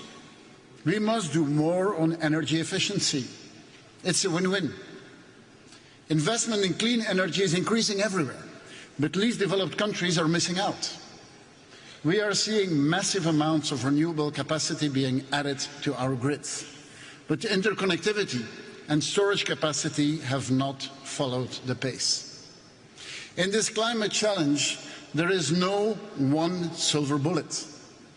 There is not one solution that will fix all of our issues. We need to use everything we have. Not a policy of less, but a policy of more. More growth, more cooperation, more innovation, more investment, but affordable and achievable for everyone. This is our political objective in order to ensure a just transition. Citizens will buy electric cars and will insulate their homes, but only when it makes economic sense. Allow me as well to emphasize the importance of ensuring a just climate transition. Global competition needs to be fair. In this regard, Belgium and the EU will redouble efforts to strengthen the competitiveness and the sustainability of our economy. A just transition also matters domestically, as a transition for our economies should leave no one behind and should ensure the creation of high-quality jobs. Ladies and gentlemen, let us turn to the objectives for COP29. First, this must be the enabling COP. Let's implement what we agreed upon. Future national plans should align with the 1.5 degrees goal. Second, this is also the financing COP. The new collective quantified finance goal will be its most important deliverable. In reaching this goal, we should prioritize the needs of the least developed and the most vulnerable countries. And only when we mobilize private actors, we will reach the trillions of investments that are needed globally. Dear colleagues, Belgium has doubled its climate finance, given mostly in grants and focused on the least developed countries. On top of this, thanks to public guarantees, we mobilized an additional €500 million to developing countries. Belgium is also an adaptation champion. We have to redouble our efforts in adaptation to reduce the impact of climate change on planet and people. Adaptation is absolutely crucial to convince our citizens that they can make a difference in their lives and ensure their safety. Ladies and gentlemen, humanity could easily despair and lose hope. We could also lose ourselves in the complexity and the impossibility of the task at hand. However, we should find inspiration in what we have achieved so far. Let's create a context where these solutions become accessible to everyone. Only then COP29 will be a success. Let's make this happen. I thank you. Thank you, Your Excellency. It is my pleasure to welcome His Excellency Sir Keir Starmer, Prime Minister of the United Kingdom of Great Britain and Northern Ireland. Your Excellency, you have the floor. Thank you very much. The United Kingdom is determined to stand alongside those countries on the front line of the climate crisis today and to seize the opportunities of tomorrow. Because action on climate now is the route towards economic growth, energy security, better jobs and national security in the long term, to deliver on the Paris Agreement and keep 1.5 degrees within reach. In the first 100 days of my government, we launched Great British Energy to create clean British power. We created a national wealth fund to invest in the green industries and jobs of the future.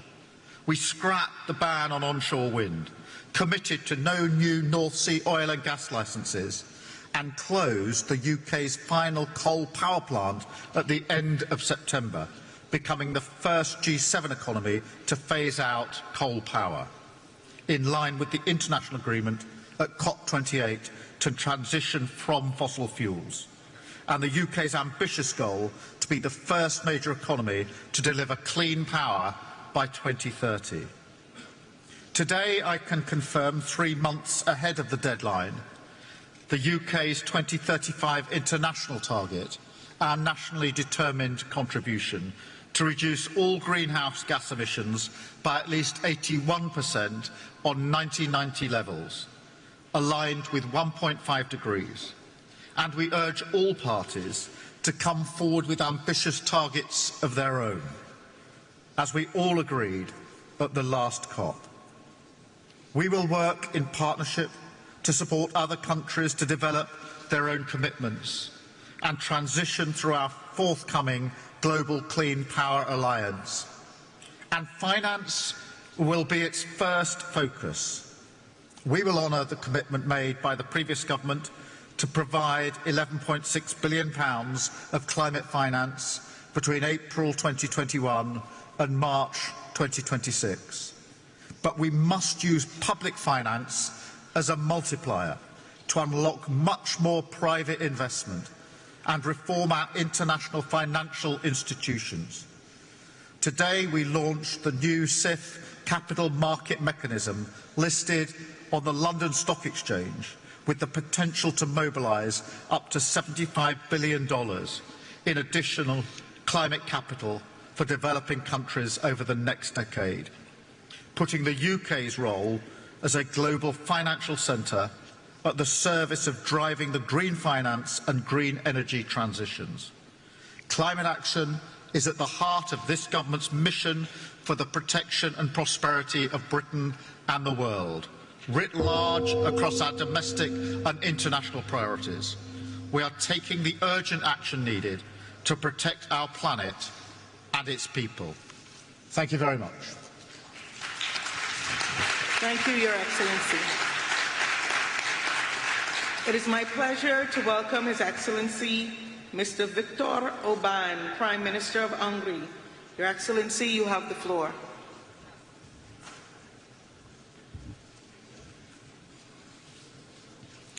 Excellencies, ladies and gentlemen, first of all, I would like to thank President Aliyev for hosting this important conference. Azerbaijan is a key partner for Europe in reaching our climate goals, making it the ideal place to host today's conference. Last week, Budapest hosted the European Political Community Summit and the European Council Summit as well. Almost 50 heads of state and government gathered in Budapest, where European leaders adopted a new declaration on competitiveness. The Budapest Declaration will shape the European Union's approach to climate issues as well. Our mission is to make Europe more competitive, and we approach climate protection with this vision in our mind. We are proud that Hungary is among the few countries of the world in the recent years which has been able to enhance its economic performance parallel to decreasing its emissions. We cannot sacrifice our industry or agriculture in this process. We must continue advancing the green transition while also maintaining our use of natural gas, oil and nuclear energy. The price of climate change should not be paid by our farmers. Farmers are the backbone of our economy and society. We must offer them stability and predictability to thrive. We cannot impose unrealistic quotas or burdensome rules on farmers and companies, but should offer practical support for them. The green transition and the fight against climate change should not be done against the business community, but together with it.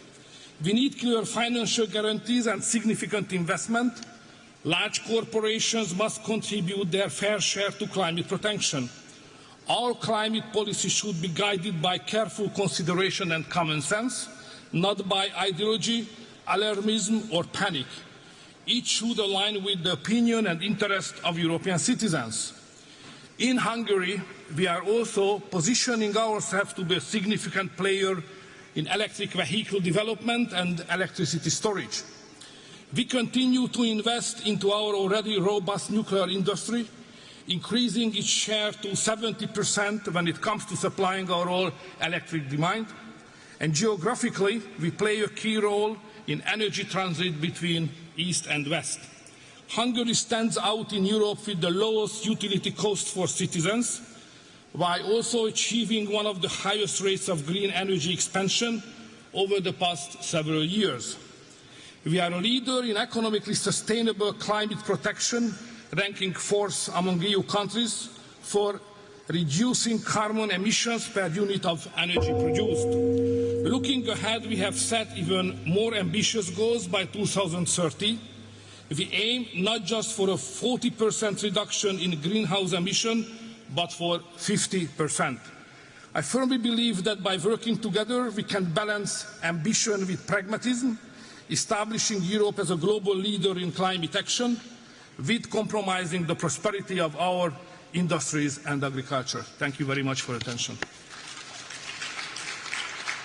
Thank you, Your Excellency. Distinguished heads of state and government, delegates, honored guests, this brings us to the end of our national statements for today. We will continue with the delivery of national statements tomorrow at 10:00 hours in this plenary. With this, I declare this joint meeting of the COP, CMP, and the CMA adjourned. Your Excellencies, dear colleagues, we will now hear special messages. It is my pleasure to welcome His Excellency, Mr. Xi Jinping, President Xi Jinping's Special Representative and First Vice Premier of China. Your Excellency, you have the floor. Distinguished colleagues, ladies and gentlemen, friends, it gives me great pleasure to attend the World Leaders Climate Action Summit as the special representative of Chinese President Xi Jinping. First of all, I am honored to convey President Xi Jinping's best wishes to Azerbaijan for hosting this summit. President Xi Jinping highly commends the positive efforts and contributions made under Azerbaijan's presidency to promoting global climate governance and wishes COP29 a full success. It has been 30 years since the UNFCCC entered into force. Standing at this new starting point, we need to work together for satisfactory outcomes of COP29 to live up to the keen expectations of the international community. To this end, I would like to make 3 propositions. First, the principle of common but differentiated responsibilities is the cornerstone for strengthening global climate governance. Developed countries need to increase climate ambition and action, take the lead in fulfilling emission reduction obligations, and move up the timeline for carbon neutrality. Developing countries also need to do our best within our capabilities.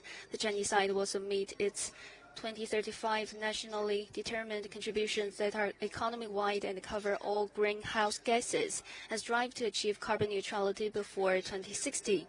Second, The complete transformation of growth models is the fundamental solution to climate change. China's high-quality production capacity, as exemplified by its manufacturing of electric vehicles, lithium batteries, and PV products, provides a significant boost for the green development of the world. The international community should work together to accelerate energy transition in an equitable, orderly, and just manner, keep the industrial and supply chains of new energy stable, facilitate the accessibility and innovation of green products and technologies. Third, funds and technology are critical to improving the capacity to tackle climate change. Since 2016, China has provided and mobilized more than 177 billion yuan of project funds in support of other developing countries' climate response.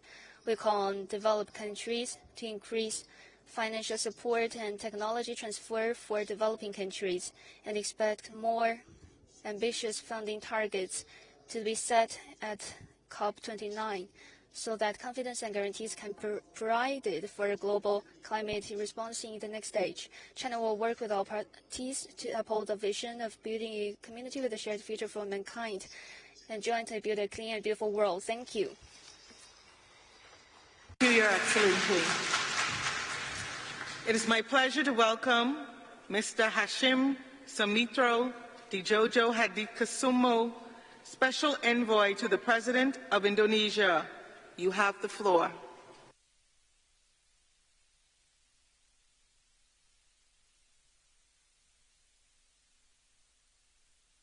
I am representing my President, Prabowo Subianto, who unfortunately cannot attend this important event due to prior commitments.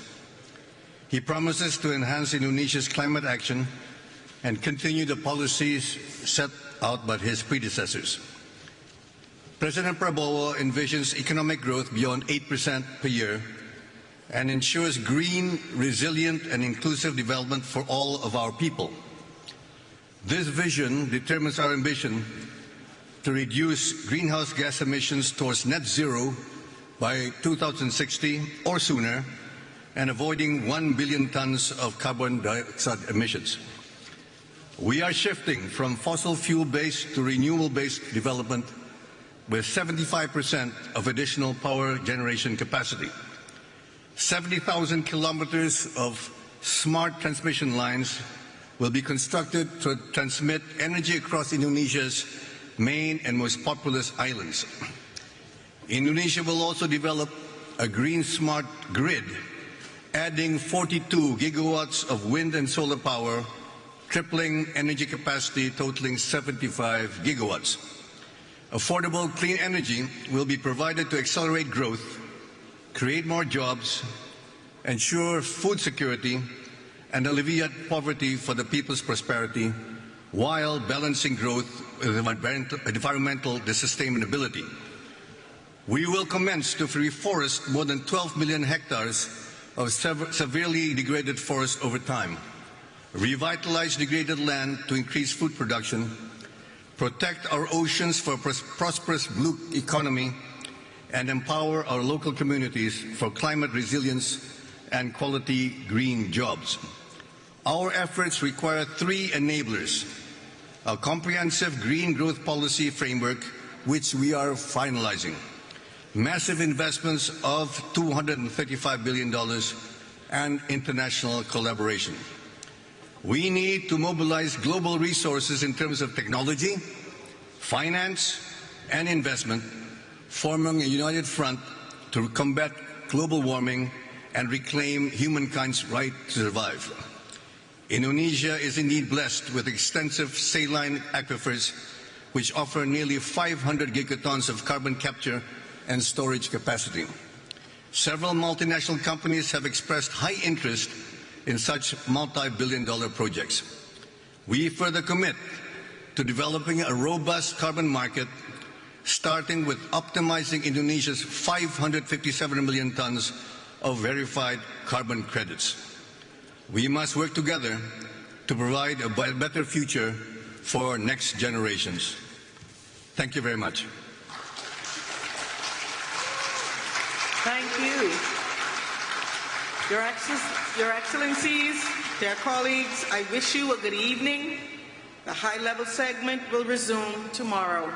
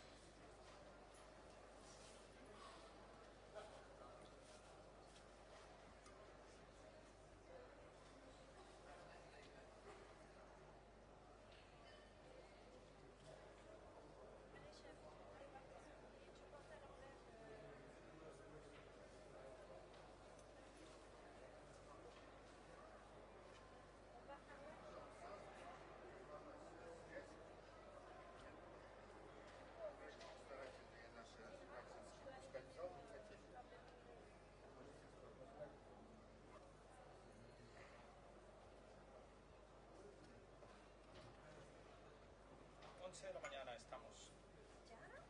¿Ha salido el programa? Nos han dejado el micrófono encendido.